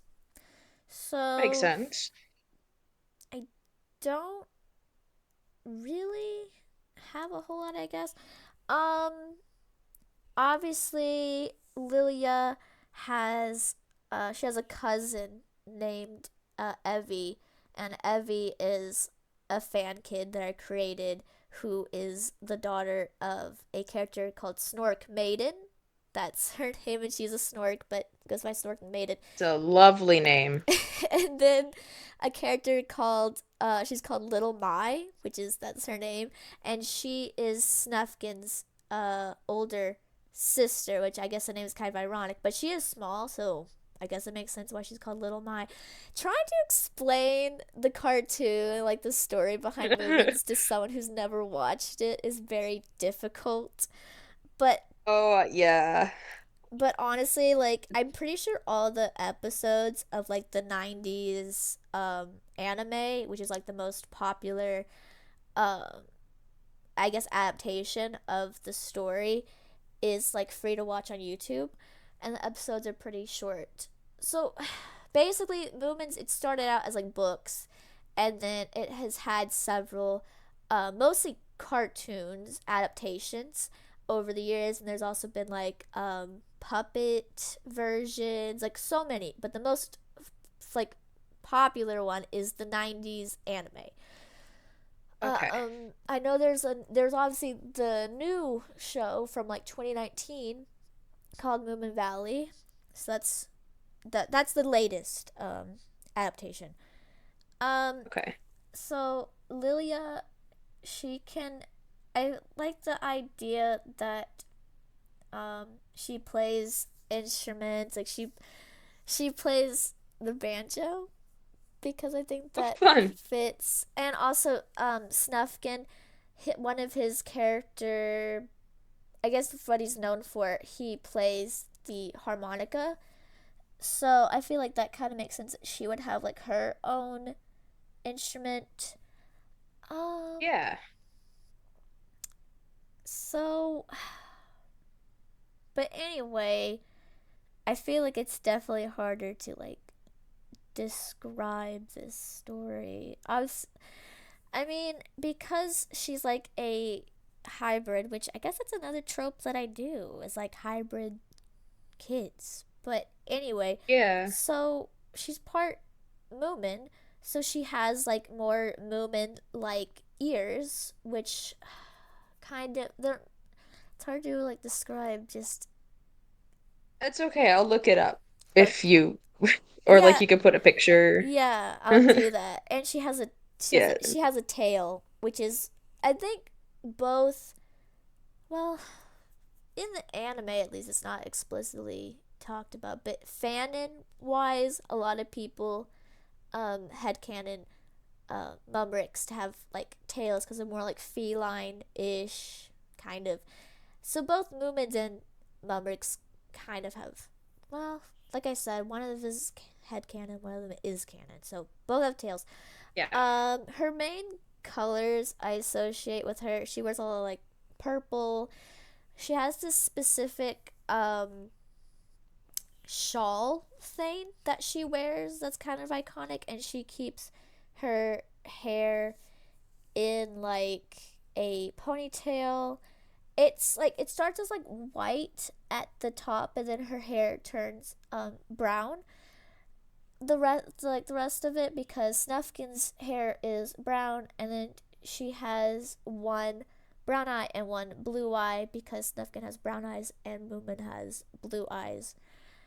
Um I think I feel like I really can't get into more because it's so difficult to explain. She does kind of have more of like what do you call it? Not paws. Well, they kind of do. I guess they do kind of call them paws in the media. So she has more like I mean, it's still hands, but looks paw Yeah. like. I guess it has like Like claws. raccoon, sort of Yeah, like raccoon hands. kind of like that. Yeah, basically like that. Um, Okay. and Gotcha. Okay. so a thing with so this is a thing that happens in the story is that every winter, Snufkin he travels and he returns during the spring. He returns to Moomin Valley, and then Moomins they hibernate during that time, and Okay. so obviously this is kind of a bit of a plot point. Like this is so old now, but one of the fics I wrote is that Lilia really wants to travel with Snufkin during the winter because she kind of has issues hibernating, or it's just not easy for her. So that kind of causes issues. But definitely, there's like one fic where she's like a little kid, and she basically sets off to follow Snufkin, but because it's like winter in like really cold Scandinavia, she like what do you, Oh my almost gets like goodness. hypothermia, but then Snufkin finds Oh my her. gosh. Snuffkin finds her. She's fine. But Okay. That's obviously good. Snufkin and Moomin are like, what the heck are you doing? You can't do that. You're like freeze out there. But it works out, and she basically, I think, as a solution, she ends up staying with some family members that don't hibernate because see the different creatures, some of them hibernate and some of them don't. Like I think there's another character called Two Tiki, and I don't think she hibernates. um Okay. I don't know what kind of creature she is. She's similar to like a mumric, so she's humanoid, but her feet look more like kind of like bird feet. So again, All there's right. hardly any humans in at least in Moomin Valley. There's so many different like there's Moomins, Snorks, Mumrics, Himulins, so many. Um I guess that's all I'm gonna say about Lilia. I kind of actually went off more on a tangent than I thought I would with her character, because I was Yeah. like, well, surely pretty short, so I'm not going to, but then I did. So Okay. So it's back to me then, right? yeah, Okay, I'm going to introduce, I think I'll do Ophelia next. okay, So this is set during Spider-Man No Way Home. okay. This OC's name, her name is Ophelia Octavius, and she goes by Ollie sometimes. Oh, Yeah, and so she is, yeah, she's Otto Octavius's daughter, in case you couldn't guess yeah. from her last name being Octavius and this being Spider-Man. And so I guess I'll do physical attributes first. I don't, I still don't have face claims, but she is 5'11", and she's built broader. Like she's a Okay. weightlifter, so she's not skinny. She's sturdy, I guess. She's She's got like strong. stronger. She's got muscle, you know. Yeah. She's a power lifter, so she's got muscle. She has curly black hair and dark brown eyes. Um, Basically, she looks like her parents, you know. It's Yeah. like Otto and Rosalie Octavius from Spider-Man 2, the Tobey Maguire one. So, um, Okay. basically, I'm sure you could put it into some app, find a picture of Alfred Molina and Donna Murphy and like spit out. I haven't done that. I'm sure you could. I Yeah, there's haven't. the It's just, face app thing I use sometimes. yeah. So, I don't know. But that's what she looks like. And Okay. so her hero name is Argonaut, which is a kind, it's a pelagic octopus. Okay. Um, because she, after the events of Spider-Man 2, after her parents die, which don't ring the bell, it's not my backstory, it's just how the movie goes. Yeah. um, she takes up the mantle of Doc Ock, basically. She builds her own actuator tentacles. Hers are like a steel blue, they're not black. So they're like steel blue metal. Has named them after the cast, after the crew members of the Argo, like from Greek mythology. So it's Jason, Castor, Idas, and Pollux. Okay. Um, and so her name is Argonaut, her hero name. She, I'm trying to make this fast, but then I lose track of where I am, you know? Yeah. Um, So she gets, in her own world, she did know that Peter Parker was Spider-Man, and she fought alongside him at Oh, some points. Oh, I should probably mention she has a PhD in biomedical engineering, and she works in prosthetics. That's her job. nice. So she's an engineer. Um, just before I get too far away from myself here, and she did fight alongside Peter Parker in her own universe. And so when No Way Home occurs, she's one of the people that gets pulled through because she knows that Peter Parker is Spider-Man. And so the fake is called Catch and Release. Oh, Again, yeah. kind of playing off of that sea life Okay. sort of a sea life pun, Yeah. because she's Argonaut, which is an octopus. Um, and so it basically follows the events of No Way Home with her introduced, and she's sort of on this mission to save as many of them as she can. You know, she wants to give her father a Yeah. second chance. She wants to give, in her own world, she was very close to the Osborns. You know, she saw Harry Osborn as like a brother. She saw Yeah. Norman as her uncle, sort of like a pseudo parental family figure. And so she's trying to make sure they get back to their universes safe and sound. Um, Oh, and she's trying to make sure that she gets her own second chance because she died in a laboratory explosion in 2016 in her original Dang. timeline. Can I do the They ring, all ring, died. ring?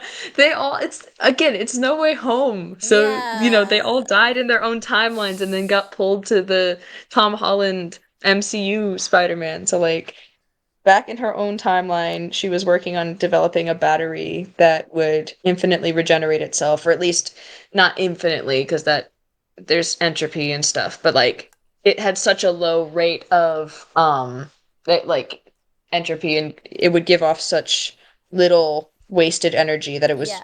essentially a renewable energy source, but the fuel compound was volatile and the lab was struck by lightning and the current sparked and it blew up.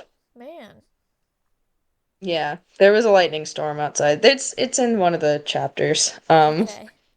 But so she gets pulled to the No Way Home. She gets pulled to the MCU universe, and I'm about halfway through this one in the fic. Is like I'm already through the events of No Way Home, but I still have like Okay. Act Two where it's her own story, Nice. um, where she's kind of striking up a romance with Andrew Garfield's version of Spider-Man, Oh which my is cool. gosh. Yeah, and so they've got kind of a very fun dynamic going on right now. Um, but that's her. That's Ollie. She's very intense. Yeah. Like she's a very intense character. Um, she's bisexual, like very much outwardly stated as bisexual. And she is autistic as well. Nice. Yes. And so I'm trying to think of what else to say about her. She's outwardly kind of intimidating just Yeah. because like she's tall and strong and kind of an anti-hero. Like she's a little bit morally gray in her own right, but she cares a lot about her family and she wants to do good. So she's got a very interesting like archetype and character dynamic to explore. Yeah, it sounds like it. I think that's all I want to say about her. Okay. Like I said, I'm trying to be a little faster with these so we Yeah. can not spend another hour on the call, you Yeah, know? I blame myself. I'm an OC hoarder. All right. I pass the ball to you. Oh, okay. So, I guess I kind of forgot. Um, I was like, I only have like two left to have a detailed thing. And then I was like, oh, wait. I have like three. But anyway, so this next character is, again, you're not going to be familiar with this, but the Star Stable universe and Star Stable is a um video game. It's an online, it's like an MMO or something, multiplayer, play with others. Yeah, I Yeah. do know what it is. I've never played it, but like I'm not familiar with Moomin at all, but I Yeah. am more familiar with Star Stable. So like you probably don't have to Okay. explain quite as much about the core grunt Yeah. of it, just the OCs. It's a horse game with so much lore than you would expect from a horse game. Yeah. So, this character, um, based on my character I play in the game that I made, her name is Willow Tree. And so her thing is a lot of times, well, in the game, you have to select names. So in the game, she's known as Willow Crazy Tree. And so in her backstory, I just added that people will say Willow Crazy Tree just as like a little nickname because she was kind of known just for being like really like energetic and like excited and excited. So that's why that's explains the nickname. Oh, So fun. um her pronouns are they she and um she's biromantic. She lives in Jorvik, which is where the game takes place. She's 5'4", which, average, and you'll be like, well, that's still small, but, you know. That's okay. Um, No, that's average height. I'm not gonna. Who do you take me for? um, so she has light blue eyes and hair is like dark brown, kind of short and wavy.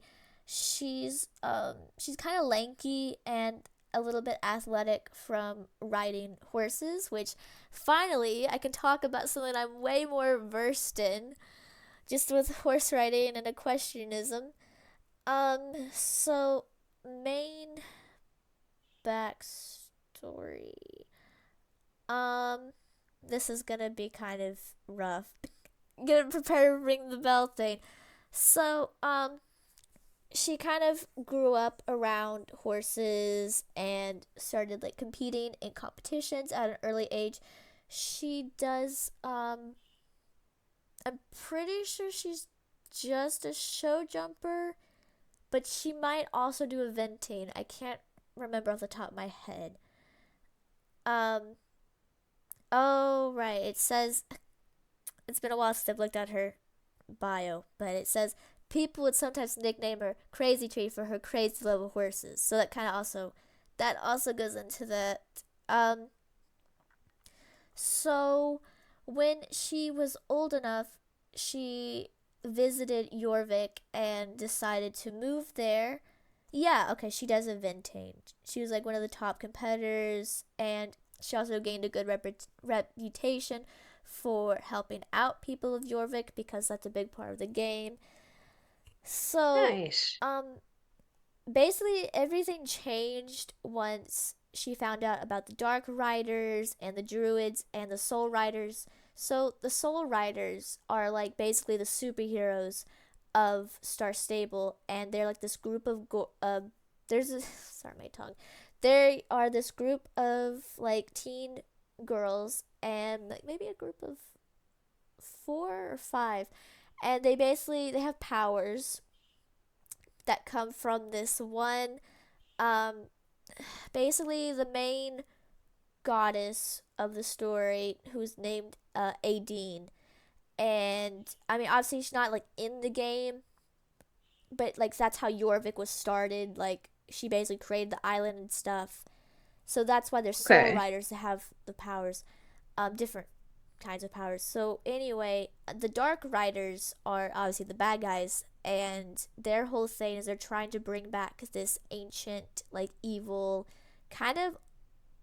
I guess it's like an alien octopus sort of creature called Garnock. This this sounds like a Pokemon plot. Oh Like they sound like Team Aqua or Team Magma from Ruby and Sapphire. my gosh, I hadn't thought of that. But so Garnock, basically the whole thing, it's kind of like I guess he's kind of in the ocean or something deep down, like waiting to like rise and basically like They're Team Aqua! destroy They're everything. Team Aqua, I swear. Okay, so the druids work with the soul riders, or I guess more vice versa. The druids, they're like, um, I guess they're more aligned. They all work together, but they're more like folk like Adine and all of that, and they teach the soul riders like their powers and how to fight and stuff. So Okay. Willow was approached by the druids to join like their cause to help fight, and Hmm. surprisingly, I feel like this is kind of like not a usual thing for my characters, but Willow was very much like reluctant because she felt like, I mean, what could she possibly do? Like, she was just one person, and she was kind of like, I don't know, I got horses to train. Like, go ask someone else.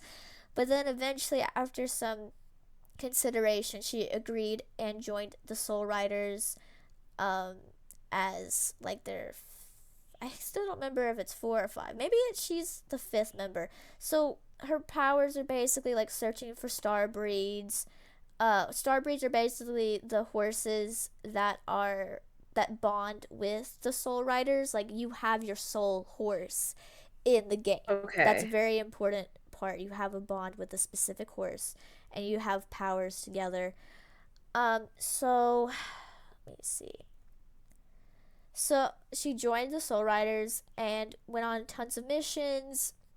Very much like these missions are very dangerous, like life or death, and um, her. So all of this was happening, very stressful, and her first soul horse, Nova, unexpectedly died That's a long pause. Yeah. from. Sorry, it's just has it because it's terrible, but Yeah, she that's concerningly long pause. she died from colic, which is a specific, really, it can be, Yeah. deadly horse um, sickness. And but Yeah. Nova was also, I mean, not that she should have died. Obviously, it's terrible, but I just meant Nova was a little bit of like an older horse. But anyway, so that happened. So Willow was very burnt out. She's just like, she's depressed, and she's like, all this pressure of like her life and how like just insane it is. It's resting on her shoulders, and it definitely became worse when Nova passed away. And then so one day when Willow was sort of browsing horse advertisements, kind of maybe to look for a project horse, which basically you just train the horse, and then once it gets to a certain like level of skills or whatever, then you sell it. So that's why they're called project horses. Um, Okay. and so then she ended up finding out that before she had Nova ended up having a foal, and then that horse had a foal of her own, which makes Nova technically a grand mare. And so the horse that Willow found was a gelding, which basically is just, I mean, you know what a gelding is, right? Yeah. Yeah, named Lucky. And so Willow could definitely see some resemblance to Nova. And so Willow was like, well, had to get basically Nova's grand foal. And Yeah. also, to Willow's surprise, Lucky was also a star breed like Nova, and he became Willow's new soul horse. And it did take a while for them to bond, and it worked. It is a different bond versus like Willow and Nova, but they still try to like focus on their current bond because that's what's needed, and they're like, stronger together. Yeah. um Also, Willow is somewhat a bit resentful about the whole soul steed situation because she also has a very strong bond with a horse who isn't a star breed named Moonlight. And a little bit of trivia, this horse named Moonlight was basically the first horse that I bought in the game around like 2016, 2017. Because when you play the Oh game, wow. you have your soul horse, like that's the horse your starter horse, and so you have to save Hmm. up coins and then you can buy other horses. So Moonlight was the first horse that I bought. So definitely kind of a Okay. special like bond, even like just me with this horse, this pixel horse. But Yeah. um Willow had Moonlight for almost as long as had Nova. And I mean, despite him not being her designated soul horse, she still like considers him to be one. And so Willow does continue to do soul riding work, more just out of obligation or feeling like, she has to. Definitely like less enthusiastic about it before, like, Yeah. than she did before. She's kind of starting to feel like a bit of like a pawn in a game because a lot of like just sort of the lore and stuff, so much of just like the druids putting a lot of pressure on these teen girls to have to stop all these like evil things from happening, and a lot of it's a lot of stress to put on basically high schoolers. um Yeah, no kidding. yeah. um she does, obviously she has friendships with the other soul riders. I'm not gonna get into all their names because I can't remember all their names off the top of my head. But I mean, they still are friends. I feel like Willow never really quite fit in totally because they were already an established, like, basically friendship. Um, I don't know what you call it, So it's definitely difficult to enter like a friendship or like multiple friendships when Yeah. you're like the new person. Like a click? Yeah, yeah. So the closest probably that she's to out of the Soul Riders is a character named Linda, and she might even have a crush on her, but we gotta Ooh. see. she feels like she doesn't really have a whole lot of time for romance when there's all this like stuff she has to like fight and stuff. So right Yeah, now she's kind fair. of just focused on her work, focused on living in Jorvik, competitions, etc. So that's the backstory. That Okay, is cool. Willow. Very fun. Okay. Yep. Do you have more OCs or is it back to me? I Like mean, I first Star Stable. oh no, she's my only Star Stable character. Okay. So is it back to me then? Yeah. Okay. So I'm gonna go with my Night at the Museum OC, I Okay. think. So that then I can end with my other two X-Men ones. Nice. Okay, so have you seen the Night at the Museum movies? Yes. Okay, good.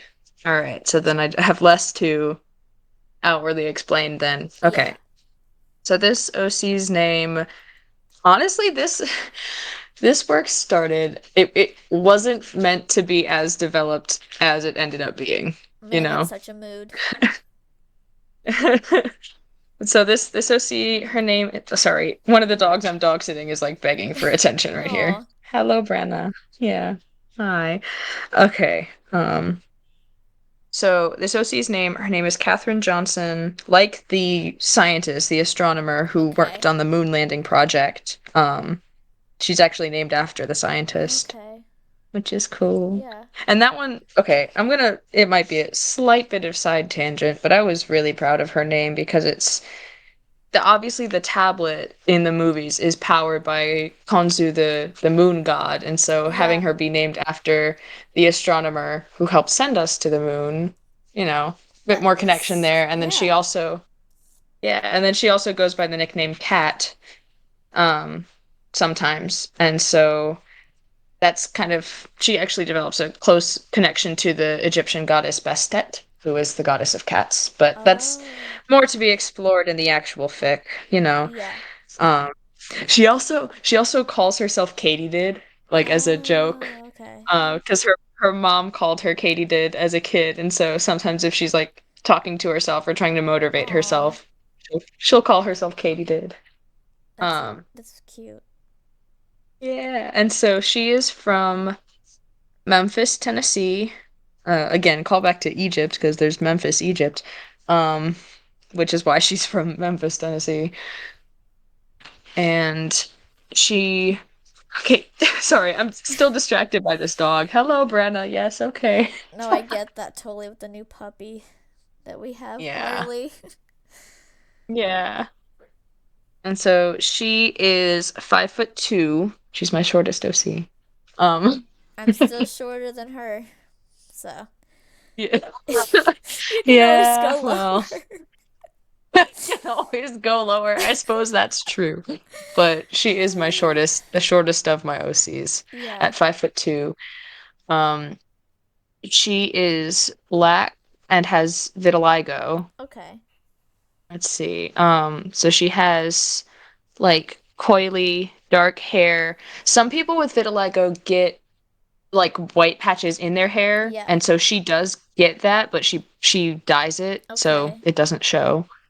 Um, and then she has like light brown, sort of honey colored eyes. Nice. And she does have a tooth diastema as well. Tooth diastema. Like a tooth gap, Oh, like between her okay. front teeth. Yeah. Um, yeah, and so she speaks with a southern accent. She grew up with a single mother, and so she was very close to her neighborhood, Yeah. like her particular neighborhood in Memphis. It was all one big family. They had block parties and barbecues and, just like Nice. southern neighborhood family life. If only that was true here. It's true in some places and then other places it's like whatever. Yeah, But I don't know. definitely. It's kind of modeled after like my grandparents' neighborhood where everyone Aw, knows each other and everyone's friends with each other and it's like, you know, nice. this is what happens when you have southern people writing southern characters. I mean, Yeah. I've lived, in Texas my whole life. I don't Do I have? I guess I yeah, I have like one southern character. Pretty sure. Which is, man, it's kind of. I need to work on that, I guess.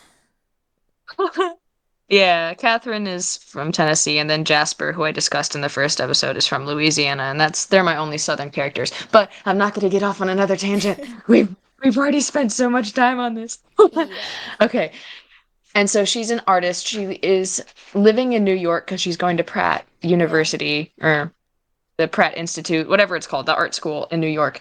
Um, and she goes to the museum during the day to sketch. Like she likes to sketch the exhibits for practice, and it's just a nice, quiet place to hang out. Yeah. I don't know. That's motivated by the fact that I absolutely love museums myself. And so I kind of headcanon that. So you know the pharaoh Akhmen Ra, Yeah. Rami Malek's character in the movies, right? Yes. So it's his tablet that makes them all come to life at night. And so I headcanon that because he's closer to the tablet, he is still like conscious during the day as long as he's out of the light. Yeah. So like he can't do too much. He can't really speak or move around. I mean, he'd give himself away, but he's able to listen. And so Catherine comes and sketches in his exhibit, and she has a habit of singing under her breath or talking to herself while she sketches. And so Oh. he listens to her, and it helps him, get through the day Yeah. without claustrophobia and Oh, I all cannot that. imagine. Yeah, and so then they set up a Halloween party at night at the museum, and so she's able to meet him, and they start exchanging letters, and then eventually she is introduced to the truth about the museum, like the magic and everything. Yeah. And eventually she becomes more closely connected to the tablet. She's able to draw on its power to make her drawings come to life, sort of. They take shape, they're animated. They don't come to life, but they're animated with gold Yeah. light, basically. And then as it as the fic goes on, she actually gets in contact with like the Egyptian pantheon, and I don't know. I basically took the plot of the third movie, The Secret of the Tomb, the one Yeah. where the tablet like stops working, and I just updated it and pumped it full of actual Egyptian mythology Yeah. because I'm a nerd. So it's basically just the plot of the third movie plus me being a majorly nerdy, geeky anthropology student here. So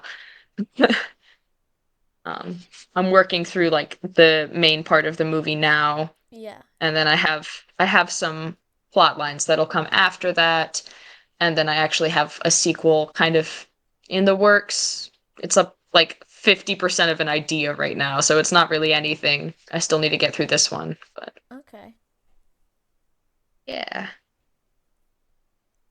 Now, Oh, and sorry. she. Oh, sorry. I was about to say she is asexual also. Nice. Ace rip. Yeah. I guess I was just gonna say, surely we've talked about this before, but now I can't remember. Are you obsessed with Moon Knight? Oh, I freaking love Moon Knight. Okay, that's what I thought. I just couldn't remember. Yeah. I guess it's basically just a I guarantee. Yes. Dude, it's Marvel and it's Egyptology. Of course, I love Moon Knight. Yeah. But yeah, so that's Catherine, I think. I'm trying to think if there's anything else that I really need to add about her. That's not like that's the basis of her character, and then there's a lot of what I think is really fun exploration into magic and mythology that takes place in the fic, which is called Who Waits Forever Anyway, which is the last line of Who Wants to Live Forever by Queen, because Okay. uh, I default to song titles and lyrics. Like, I suck at titles, so I go with Yeah. music. I feel like I don't do that too often. Like, I'm pretty sure the only one is King and Lionheart, but Yeah. yeah. A lot of, Okay, but yeah.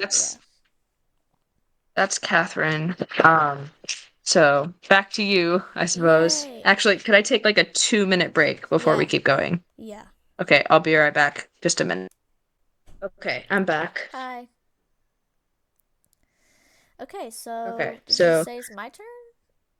Or yes, it is your turn. okay, finally talking about one that you're definitely way more familiar with because you've read the fanfic. We finally reached Beatrice Madison. Yay! Oh, this is so exciting. So, the rundown is basically I have a Stranger Things AU, which is, I kind of call it just the number 1 and number 11 AU, where essentially Henry Creel or number 1 Vecna, however you want to call him, is Eleven's father, and there is a whole fic called Similarities, and actually there's a prequel. I'll link everything where basically they escape the lab together, and basically Henry raises Eleven, or I mean, most of her childhood is in the lab, but they get to live free, and obviously the whole Vecna thing doesn't happen. So Yes. And that's the gist. obligatory, obligatory plug. The fic is amazing. Go read it if you haven't read it already. Go read it. Oh, Seriously. thank It's you. probably one of your the both similarities and the prequel are probably some of your best work. Oh my gosh, Genuinely thank speaking. you. Thanks. So, um, in the fic, basically, since because of the whole Vecna thing not happening, I still needed a like antagonist, so I created a OC for the AU, and the OC is Beatrice Madison. So her backstory is that gonna have to get the bell ready, but whatever. So Get the bell ready. Beatrice was originally known as Karina Shepard, and she was 10 when she had lost her parents in a Ding ding ding ding ding. explosion. And in that, Another explosion? well, yeah, you read the thing. I know, I did read the fic, but I'm just now realizing the trend. Yeah, I don't know. But anyway, in the aftermath of it, Dr. Brenner finds her and takes her in, and changes her name and identity to Beatrice Madsen. And I mean that is what she is told, but it's not that simple. So in reality, Brenner had found out about. I'm just gonna stick to calling her Beatrice. Um, Brenner had found out about Beatrice and somehow found out about her powers and abilities, very much similar to number 8 in Stranger Things, or Kali. Yeah, I think that's her first name. It's been She's a like the punk one, right? Yeah, it's been a while since like season 2 was like the Okay. last time we saw her. Yeah. Um, so Brenner found out about Beatrice, and he was like, he decided he wanted to take her, and he had to obviously remove the parents out of the situation, My um, goodness. to get to her, and so he had basically targeted their like house, whatever, and they were killed. And so once it was done, he stepped in and kind of appeared as like a hero in Beatrice's eyes, and he offered to he he basically was like, "Well, you gotta come with me now to the lab." And obviously, because she's a scared, traumatized little child, she's like, "Well, I guess this is what's happening now." Um, This so is, I feel like I should preface that, like, I wrote Nom de Guerre before you even started this one, and you haven't read it at all. So we just have, like, kind of the same backstory for these characters, completely unrelated. oh, huh. So Beatrice grew up in the labs, and her powers are her main power is teleportation, which basically she really focuses, she can transport across like different places. Obviously, it takes more energy for her to travel like to a different city, etc. But she can do it, and so, but she also has the standard like basically L powers, you know.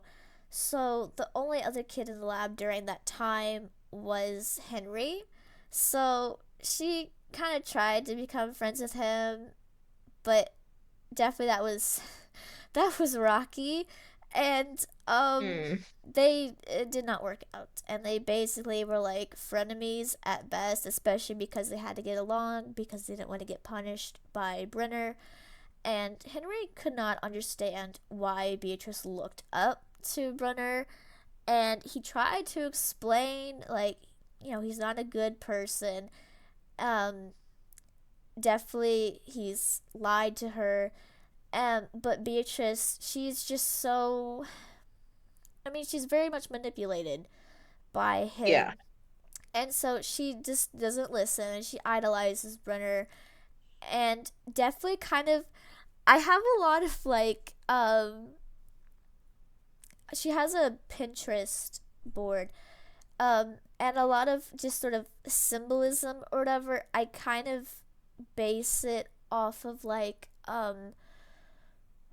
What do you call it? Basically, like almost oh almost kind of like in a religious kind of way, like she looks up to him like that, Okay. and I don't know, it's kind of Interesting. inspired by that. And but definitely, you know, that whole thing.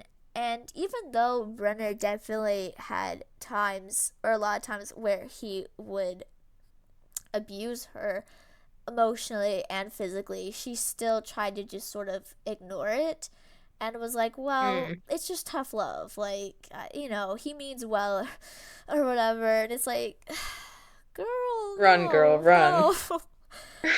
um, so basically, Henry kind of gave up on trying to get her unbrainwashed and simply just put up with her being there. So years later, when she's an adult, she becomes an orderly, like Henry does. So Hmm. obviously, Henry goes by the name Peter Ballard when he is an orderly. Um, when Henry and Elle decide to escape the lab together, Beatrice was like hidden away basically during the attack. Kind of, I mean, against her will slightly, because Brenner just forced her into a room and she's like, what the heck is happening? Why won't you tell me what's happening right now? Why are there sirens going off, etc.? And he had basically locked her in a room that would block her teleportation powers, so she could not just teleport out. And so um she like watches, there's like a big like window, um and the room she's in, it's like what do you call it, silent voice, Soundproof? soundproof. So she can hear what's going on outside, but they can't hear her. So stuff Okay. happens. She's watching a specific thing that I feel like maybe I shouldn't spoiler because it's kind of a big part of it. Um, Yeah, so it's a thing that's traumatizing. So she's even more traumatized by that, and of she course. um she basically vows revenge on Henry and Elle. And so after that incident in 1979, Beatrice kind of steps up in her job, is more in charge of the lab. She doesn't exactly continue his plans like with the lab children, but she does like look after them.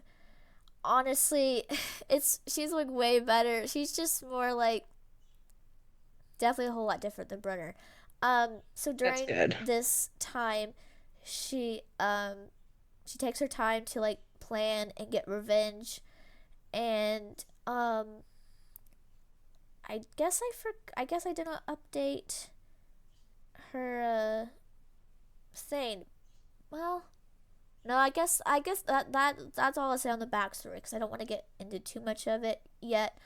Um, so her pronouns are she, her, and she is agosexual, which is just it's a asexual micro label, and she is biromantic. Her face claim is Anya Taylor Joy. It is on, Yeah, yeah.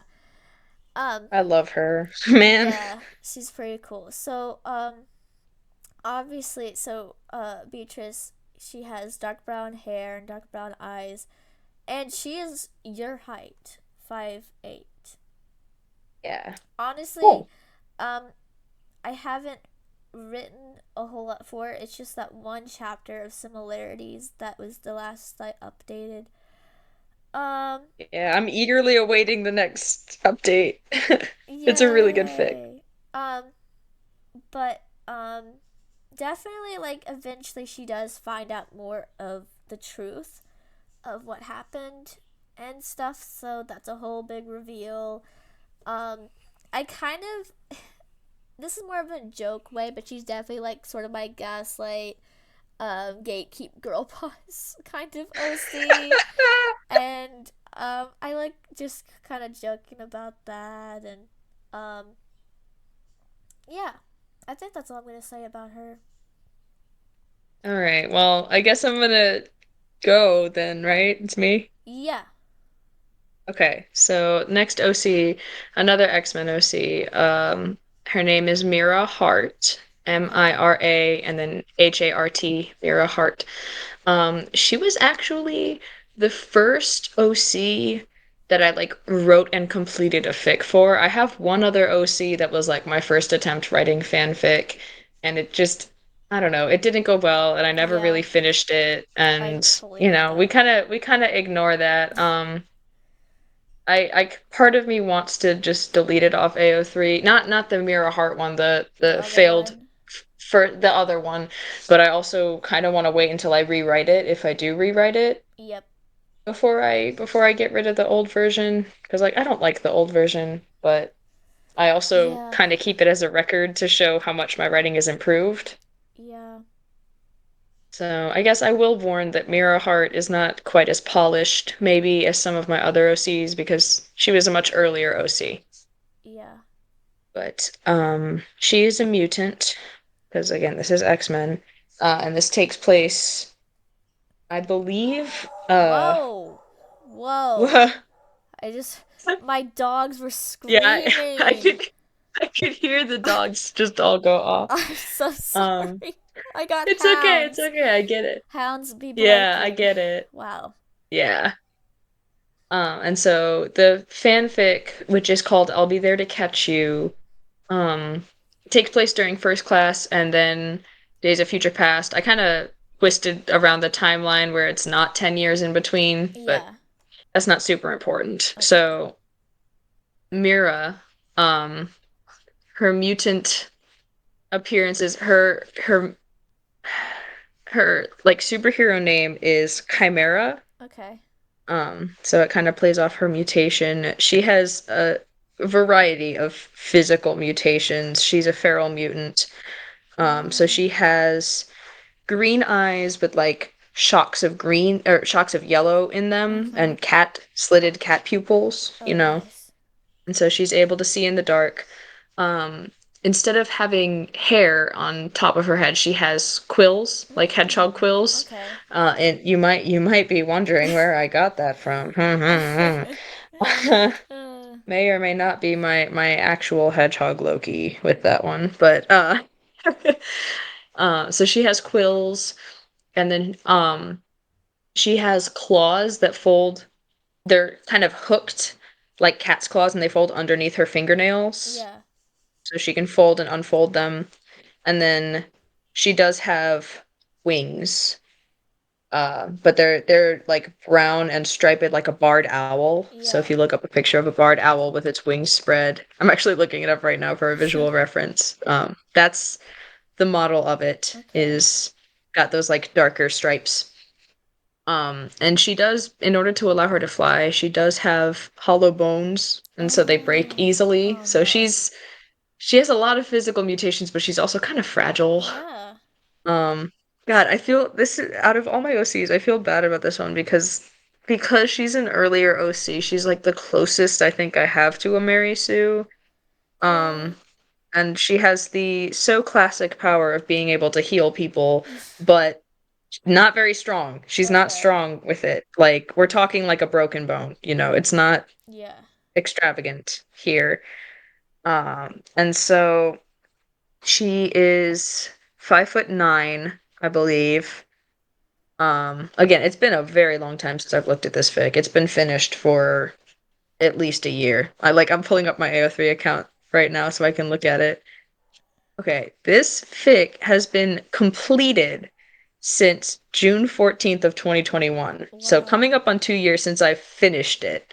And when did I start it? I started it in January of 2021.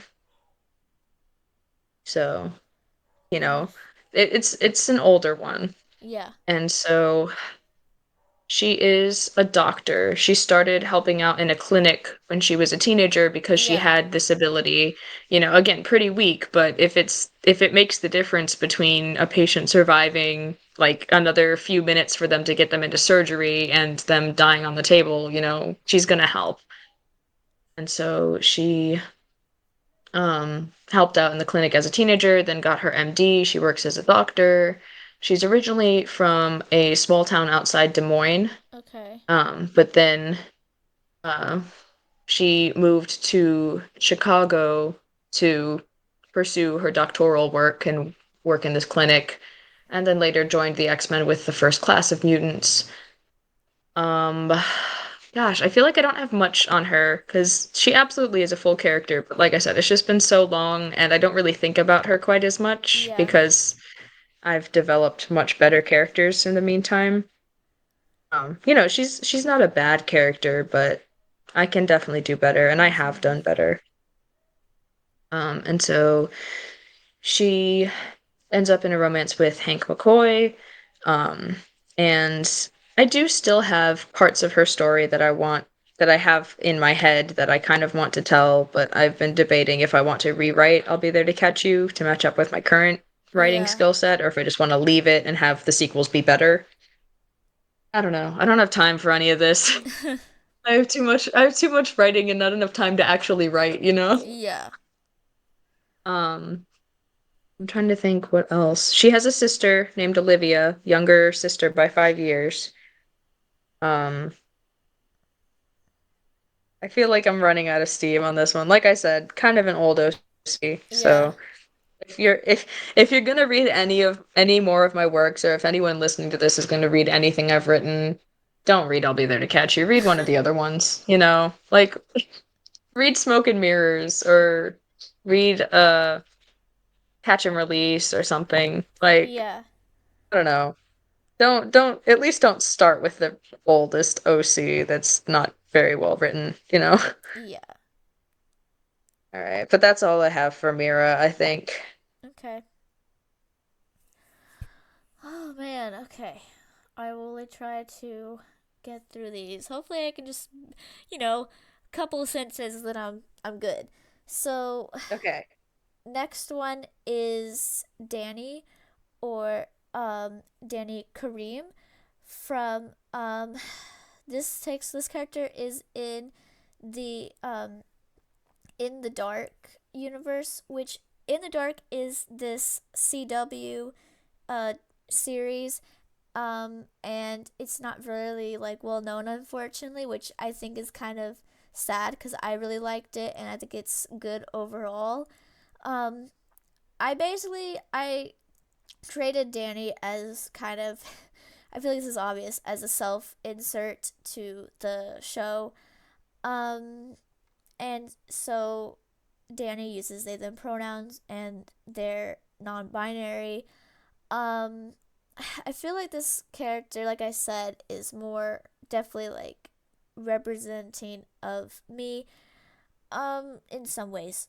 So the short backstory is that Danny works at Guiding Hope, which is um a scene eye dog um organization where the main character of the show, Murphy Mason, her parents, they own it, and Murphy works there. Murphy is blind and has a service dog named Pretzel.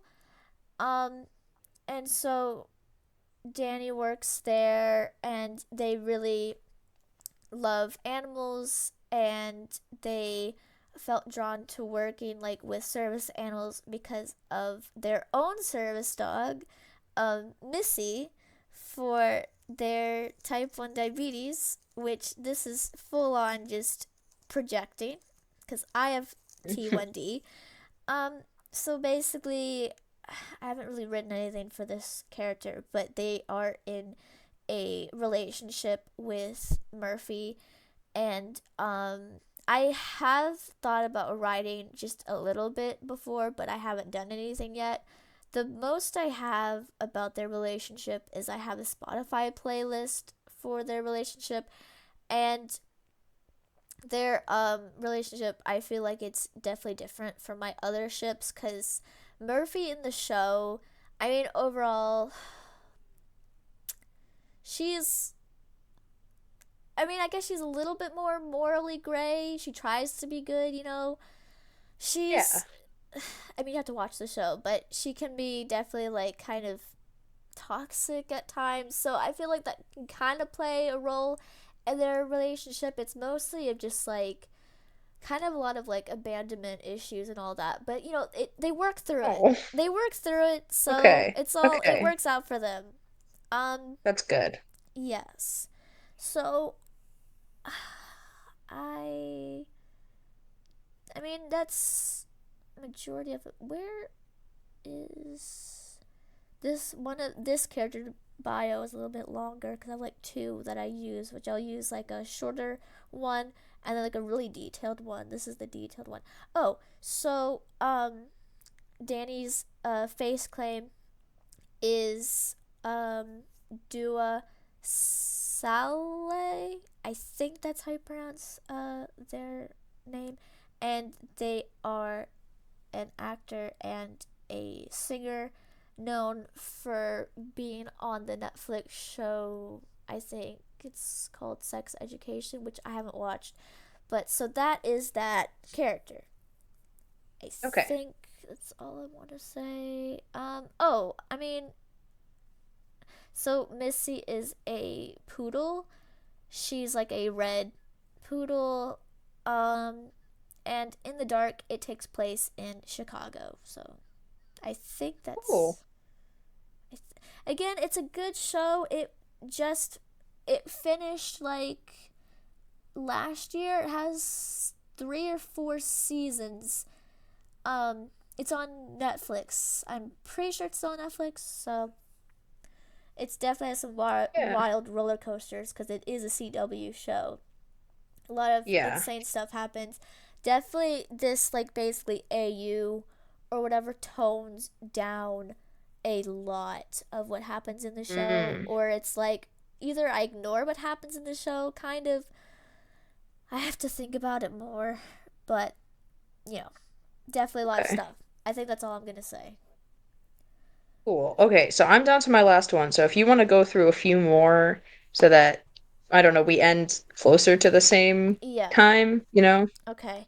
So next one is Lee Quinn, everyone's Yay. favorite.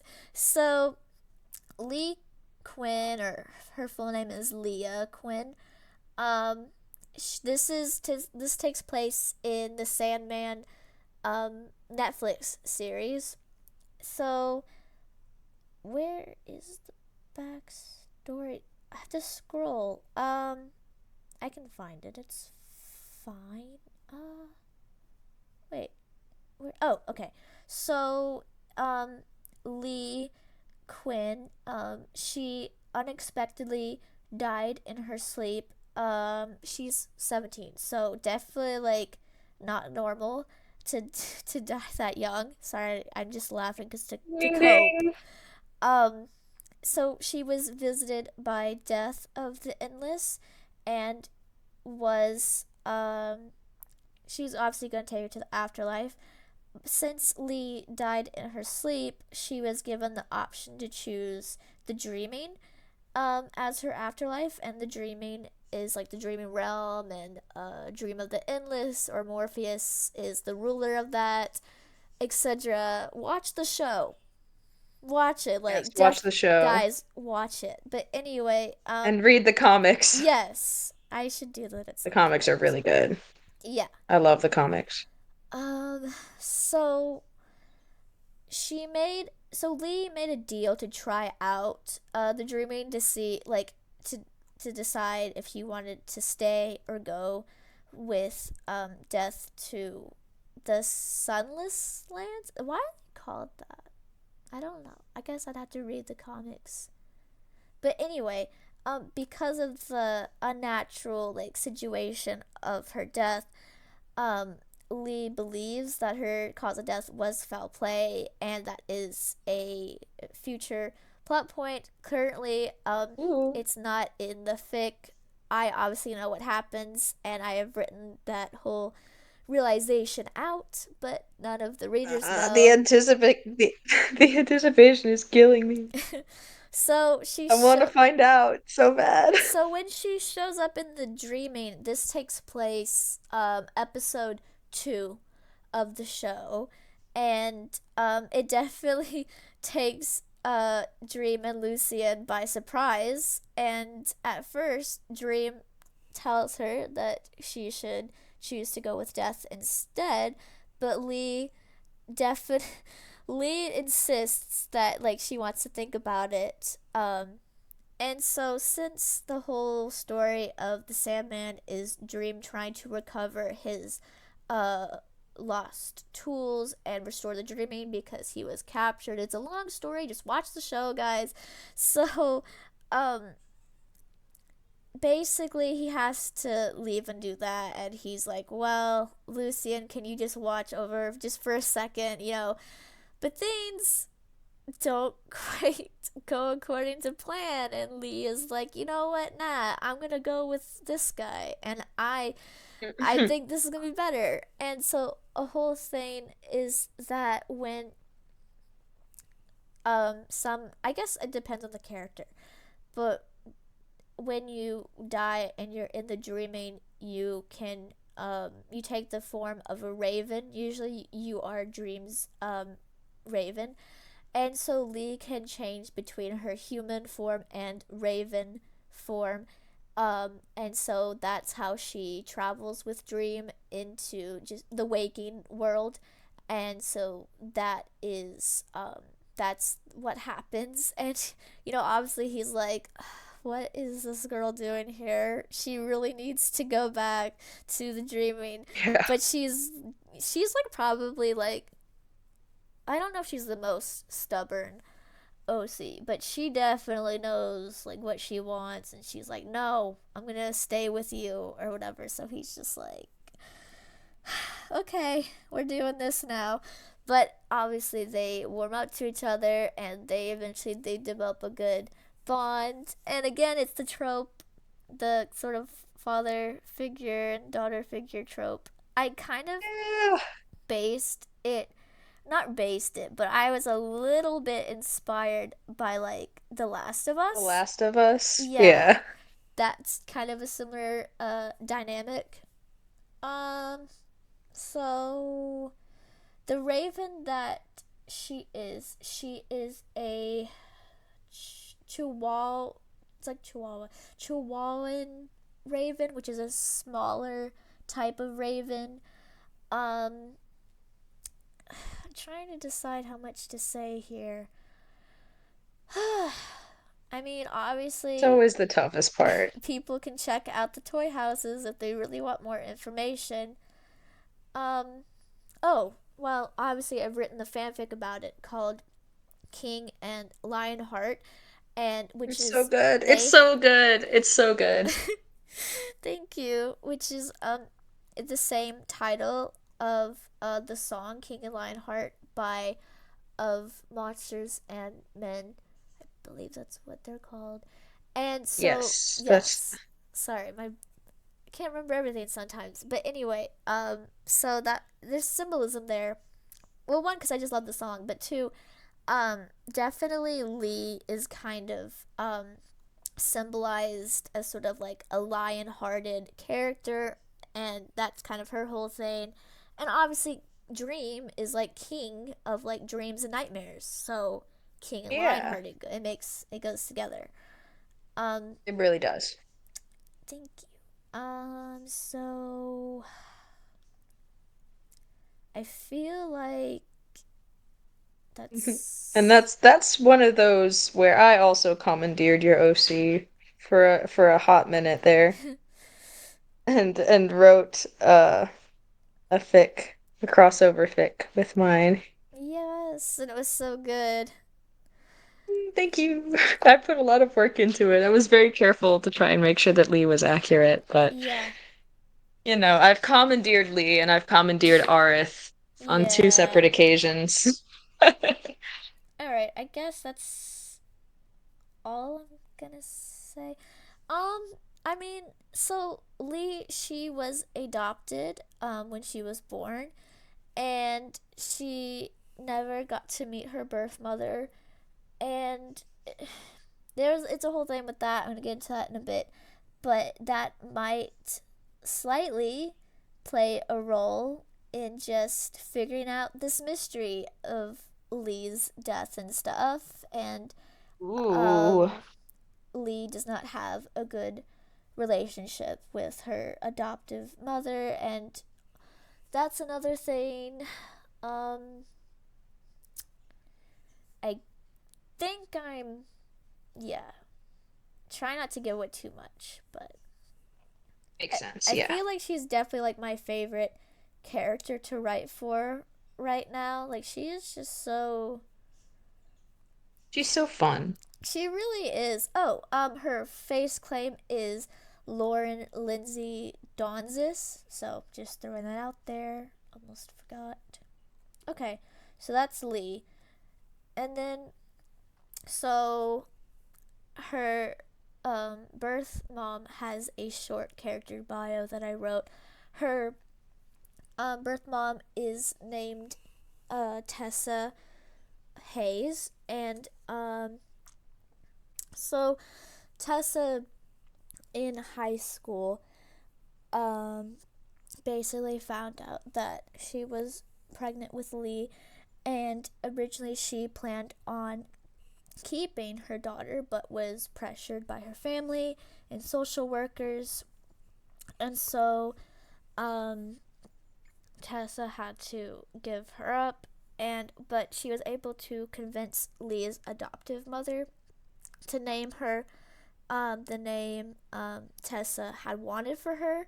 So at least Lee has some connection with her birth mother. So like Yeah. not the same thing at all, but not at just a little bit of connection. But so Tessa's middle name is Lena, and so obviously Hmm. Lee's full name is Leah. So um Tessa tried to choose a name that was at least similar. So she's in a way kind of named after her.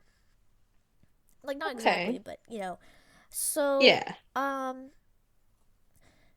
and originally Tessa was told that she would be able to have contact with her daughter and remain like as a presence in her life, but it didn't really work out. She was kind of basically lied to, and especially like because Lee's adoptive mother did not really want to allow it, so it didn't work out.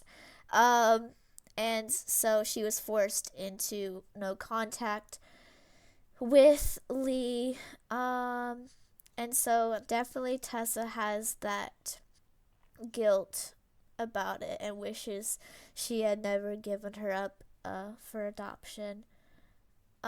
And then she feels even more guilt when she finds out about Lee dying, and Yeah. is like that is the thing I kind of have a post about in my drafts, but I haven't posted that yet because it has spoilers.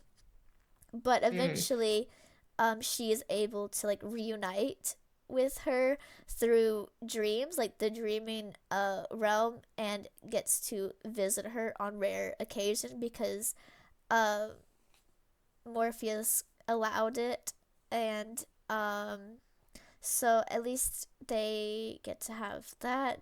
And Tessa is extremely grateful that Dream is watching over Lee in the dreaming, and Tessa kind of remains an ally to Dream. Um, that's she's definitely not as much of a backstory, at least yet. Um, her face claim is Emmy Rossum. I'm gonna say Okay. that. I think that's her name. Um, and I I think that's all I want to say for now. I can't wait to write about Tessa in the fic. I haven't done any sort of future stuff yet, so that's exciting. I really can't wait Yeah, to very write that exciting. reunion between her and Lee, especially because like I mean, the last time she saw Lee was like when Lee was born, and all this time, and oh man, Yeah. I'm getting I emotional. can't wait to read about it. Yeah, thank you. So anyway, I'm that's the like the newest. I think that's like the newest fanfic that I've written, and I have the next chapter already transcribed because I had to transcript the show and then add in the other details.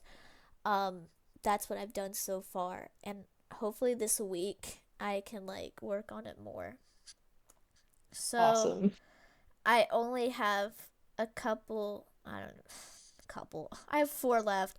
So I have two. These are not related to a fandom, but I went through a phase when I was younger when I was like obsessed with centaurs. So I have two centaur OCs. Um, so it's kind of based off of like I was inspired. There's this specific person on Tumblr who used to have this universe and world that was like it's like our world but it has centaurs in it, and um I mean I'll link who that is. They don't really make art of it anymore, but I when I was a kid I found the characters and I was like, wow, this is amazing. So then I was inspired, and that's how that started. So It's really cool. yeah, it was I kind of I'm sad that they kind of stopped making content about it, but you know, they people's interests change and stuff. So I understand that. Um so the first character, her name is Uni Sharma, and Uni it's spelled with a J, but she's Swedish, so the J sound like Y's. So Yeah. her whole thing, so her ethnicity, so she is Indian and Swedish. She grew up in Sweden, and her horse half, I guess you can call it that, is based off of like a Swedish warm blood. And so what she does is she competes professionally in cross country. Not like human cross country. There's the horse version in real life of cross country, and Right. so this is part of the backstory and the other character. But during a sort of string of shows, she meets another centaur named Lila, who is a professional racer, and they kind of hit it off, and then they eventually start dating. So that's Uni, and so then Lila Hansen, um, Lila Hansen uses any pronouns and is genderqueer. So, you know, Yay! yeah, Representation. yeah. So, their horse half is based off of a I'm gonna try to pronounce this horse breed, Akhalteke, which is kind of it's similar to like, oh, not really in looks, I guess, but think of like Arabians and sort of like desert type horses. So that's that kind of horse breed.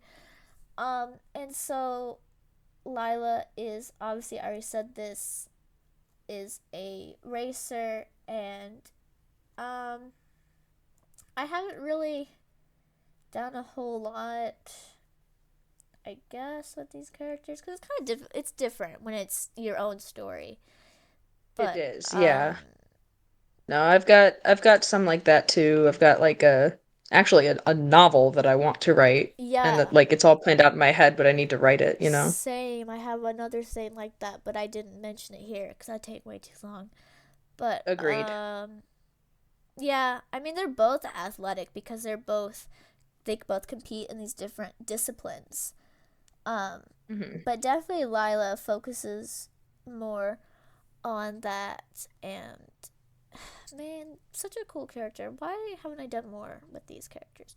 But that's them. Those are those two characters. And so then, this is probably gonna be a little bit confusing, but I have another character named technically named Willow, but goes by Will because when I was a kid, I don't know why, but the name Willow, like, I used it for multiple things and whatnot, so that's kind of how that happened. So, Hmm. not the same character as the Star Stable one, but so Will is my RPG OC, and RPG stands for Horse Art Role Playing Game, which is basically this online community, mostly on DeviantArt, which I haven't done. I haven't participated in it in a long time, but you basically you have like your own fictional barn and horses. So that's kind of how it works. Um, so they are a trainer at this at the barn that I created, which is called Willow Meadow Stables, and so they train horses there. I think they do eventing, and they have a few horses of their own. Um, definitely, I mean, not a whole lot. Um, but they definitely have. There, I have a bit of art, so I guess I'll include that. Um, Yeah. I guess that's it for Will. And so then I have two more. So then there's Fox. Fox is another non like fandom OC.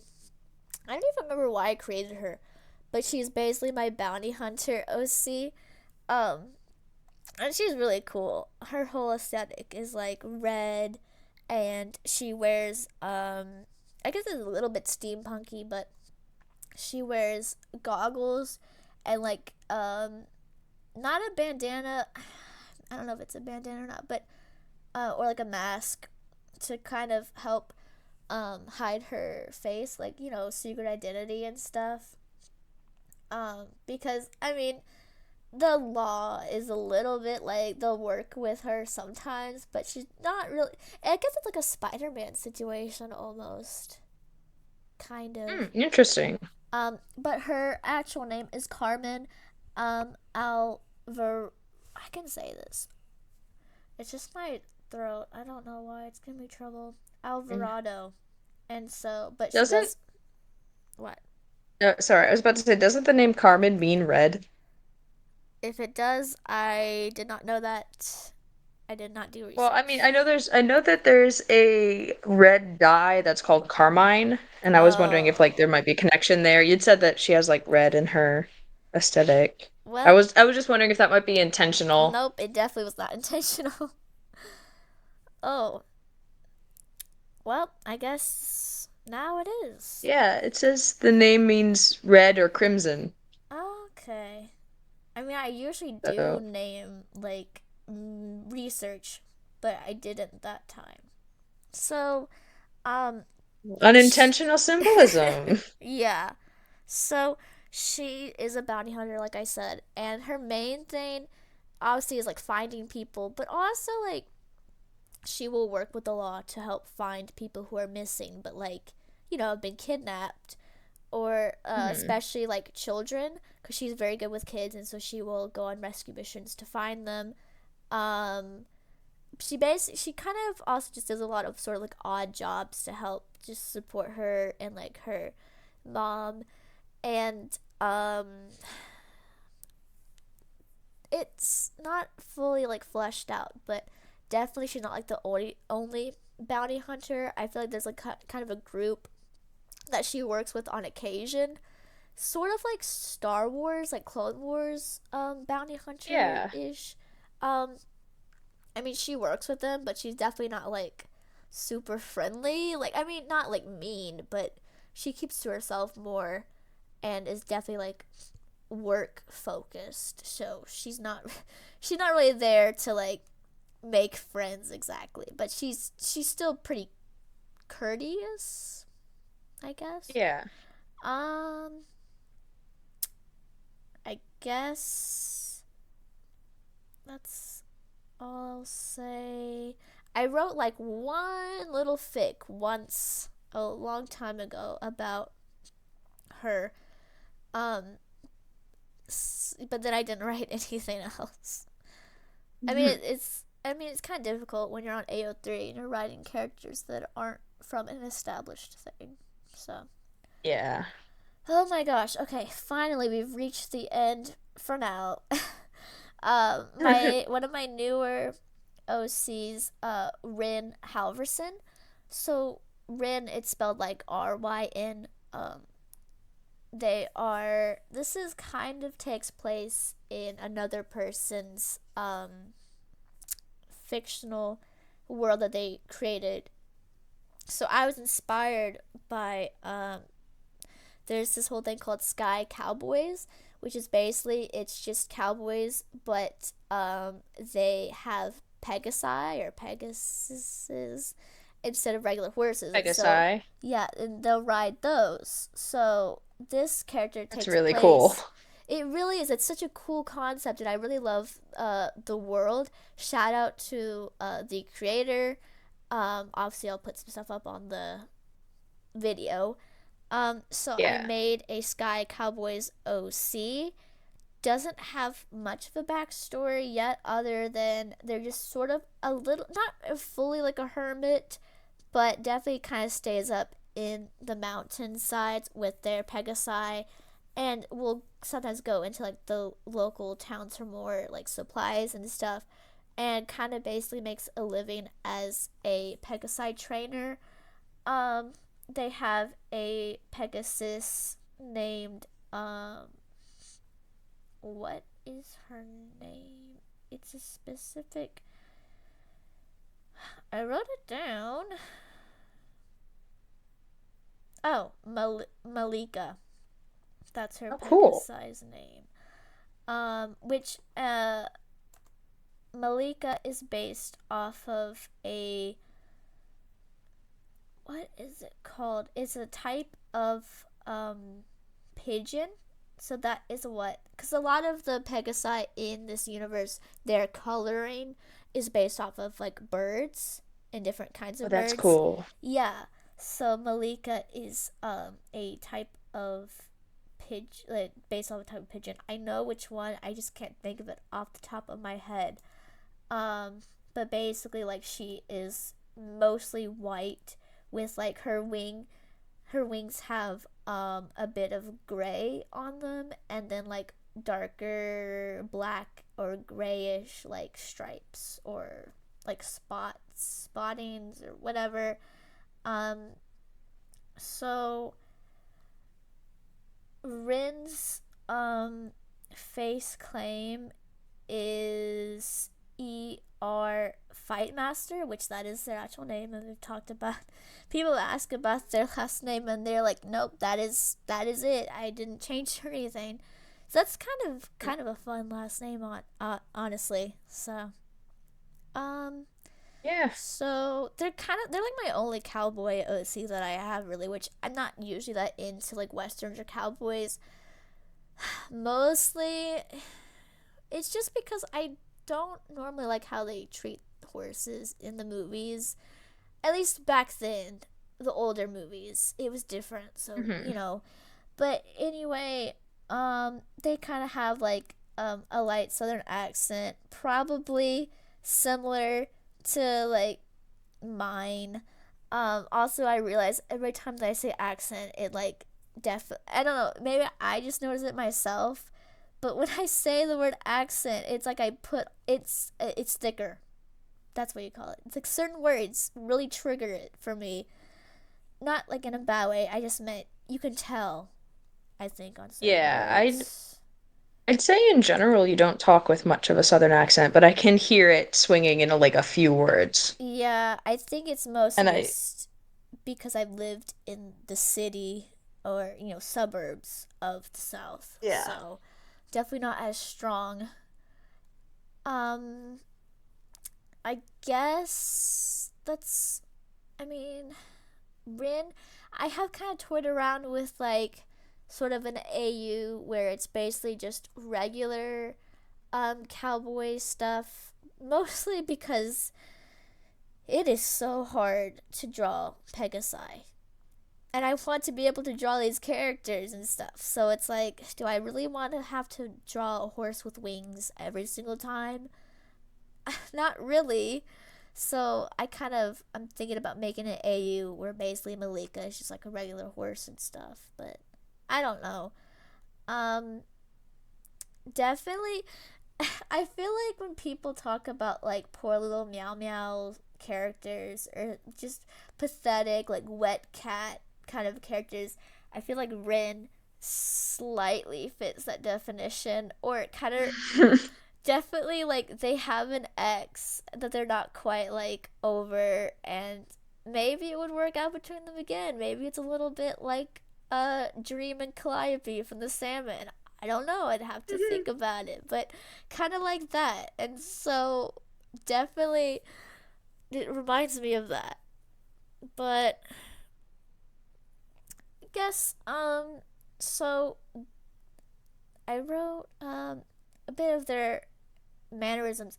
So this is kind of something I do, which I will need to look at it eventually, I guess, in the future. But one of their habits is that they tend to like stand leaning like on one side, and will like shift on that when I mean I do this too, but de- Yeah, me too. what do you call it? Basically, just shifting side to side. Often, basically, when like that leg or whatever is like getting too dull, so then you shift. And so I'm trying to say they probably have undiagnosed joint issues, which I probably have Yeah, too. I was about So to say like I do the same thing because otherwise my knees and hips like threaten to pop out of place, so yeah, so definitely I was projecting with that part of this character. Um, One thing that I can imagine that they do is they will this is more of a legal thing, but they will sometimes sneak out Pegasi, basically steal them from people who are mistreating them or abusing them, and will rescue them, which I mean it is a good thing to do, obviously, but I mean they steal them, so you know, a little bit of crime there, but for a good just reason. a little. Yeah. So I guess that's all there is about Rin. I want to say, obviously, I have the future OC that I've been talking about with you, but I will not mention here because that could be a whole other video, or I'm just not Yeah. ready yet to talk about that character because I'm still working on that. And I have a few that like A lot I of have talking. one that I'm gonna start writing soon once I finish this Star Wars fic, and Yeah, so I'll have to introduce them eventually, but that's for a future video. exactly. Yeah. Okay, so last one, also an X-Men OC. I'll try to make this kind of quick, but Okay. to be fair, this is the longest fic that I have written on Oh AO3. boy. If you count, oh my God, if you count the additional chapter that I just posted like a few days ago, Yeah. um, it is like 200,000 words. Okay. It's long. This is like Game of Thrones length or Dune length or something. Wow. Like I've written a lot about this character. And okay, so I first started writing this fic like over 2 years ago. And so the earlier chapters are a little shorter and Yeah. choppier and probably not my best writing, but I'm really proud of the later chapters actually. And I do think that the character and the plot of it is pretty good. So this character, her name is Rachel Ayla McKinney. Mhm. She goes by Ray, Rae, Okay. Ray McKinney. She is Scottish. She grew up in a small town in the Highlands known as Lochcarron. Okay. And so she begins the story. She's 24 years old when the fic starts, and she's human. She's not a Mhm. mutant, but that will change. Mm. And she works as a translator. So she speaks a fair amount of different languages. She grew Okay. up learning Scottish Gaelic. You had talked about how Odell knows Swedish because you were learning Yes. Swedish. That's kind of how I feel about this, where Yeah. like I'm decently fluent in Scottish Gaelic, and so, that was a little bit of me that I'm like, I want her Yeah. to speak Gaelic. I don't see characters who speak Gaelic. It's a good language. Yeah. It's very fun. It's a very fun language. But she knows Spanish, French, Russian, ASL. I'm trying to think if that might be it. And then she moved to Berlin to learn German and improve on her German. And so Mm. she travels a lot. She has trouble staying in one place, and so she lived in New Orleans for a while, and that's where she learned ASL. And like she lived in France for a while and worked on her French, and so she picks up languages pretty easily and has trouble setting down roots. So she's Yeah. traveled a lot, and so she is probably the closest thing to a self insert that I had, or at least she used to be. Like when I first created her, she was not far off from a self insert. I think she's evolved from there now, but she's about 5'8". She has brown hair and sort of blue gray eyes, like a not bright blue, but blue Yeah. gray. Um, and yeah, I'm not sure what else. She has two sisters. Um, Jessica and Virginia, they go by Jess and Ginny, sort of this like nickname Yeah. thing. Um, and so, gosh, I don't know how much I can say because it is a very long fic. There's a lot that happens. Yeah. She does become a mutant at the scene in X-Men Apocalypse where like Apocalypse changes.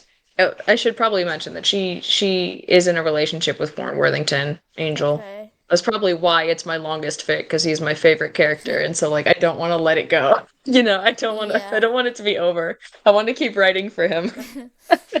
And then I have an AU as well that's like a different it's like a Into the Woods. Yeah.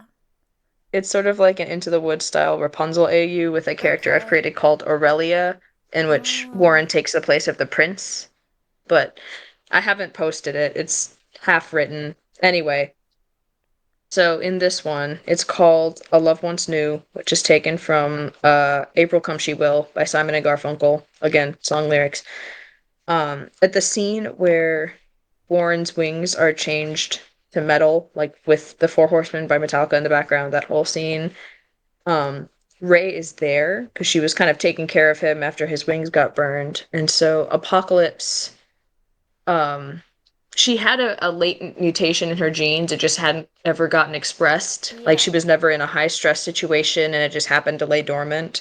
And so he expressed her mutation and so has the ability to create energy shields. Okay. They're like kind of silver, but with a reflective, like the surface of a bubble, where it's like kind of pearlescent Yeah.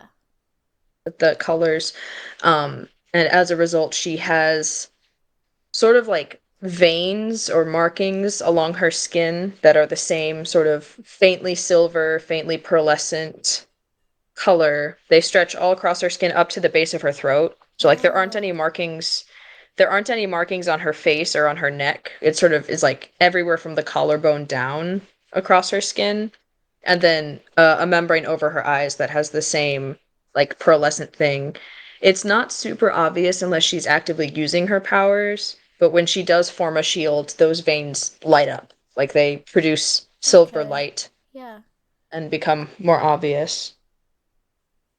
Um, and so the fic starts off following the plot of Apocalypse and then has branched out majorly from there with a lot of my own plots based on events from the comics. There's one where it kind of goes into the sort of like the Last Stand, where there's the serum that removes mutations, but I Yeah. put my own spin on it, so it's not just a carbon copy of the Last Stand.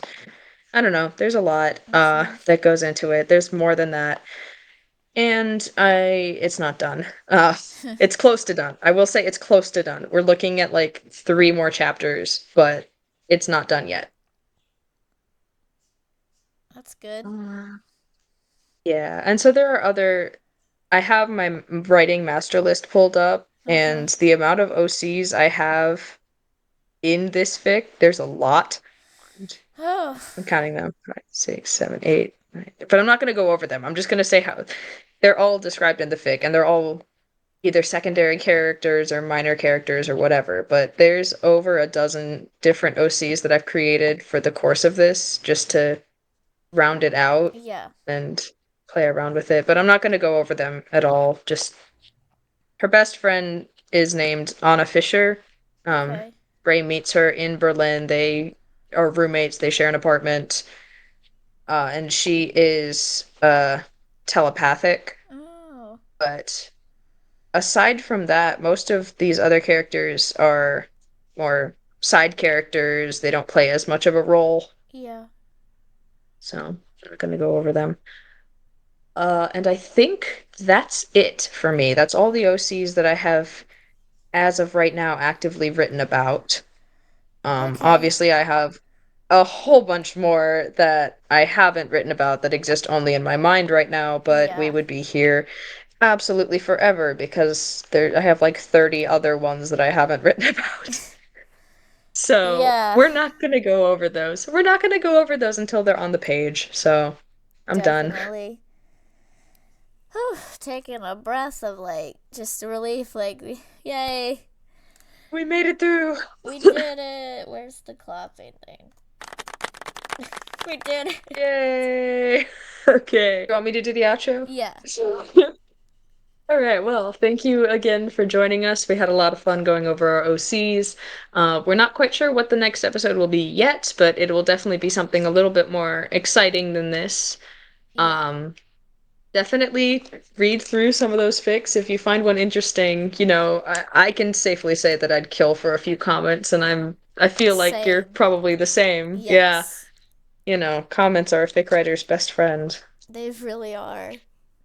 Yeah. So if anyone interests you, any of these characters, any of these plots, take a read. We're proud of what Yeah. we write. So, Yes. Please do. all right. Hopefully Yes. this will be the last of the OC introductions, at least for a while. Yes. At least the last of like the big brunt of Yeah. the OC introductions. We might like start writing one and talk about them later on, but it won't be another like 2 hour long podcast Yeah. about just OCs. Yeah. Okay. All right. So Well, we'll see you later, audience. Or, you know, yeah. watch our All right. videos. Bye. Bye.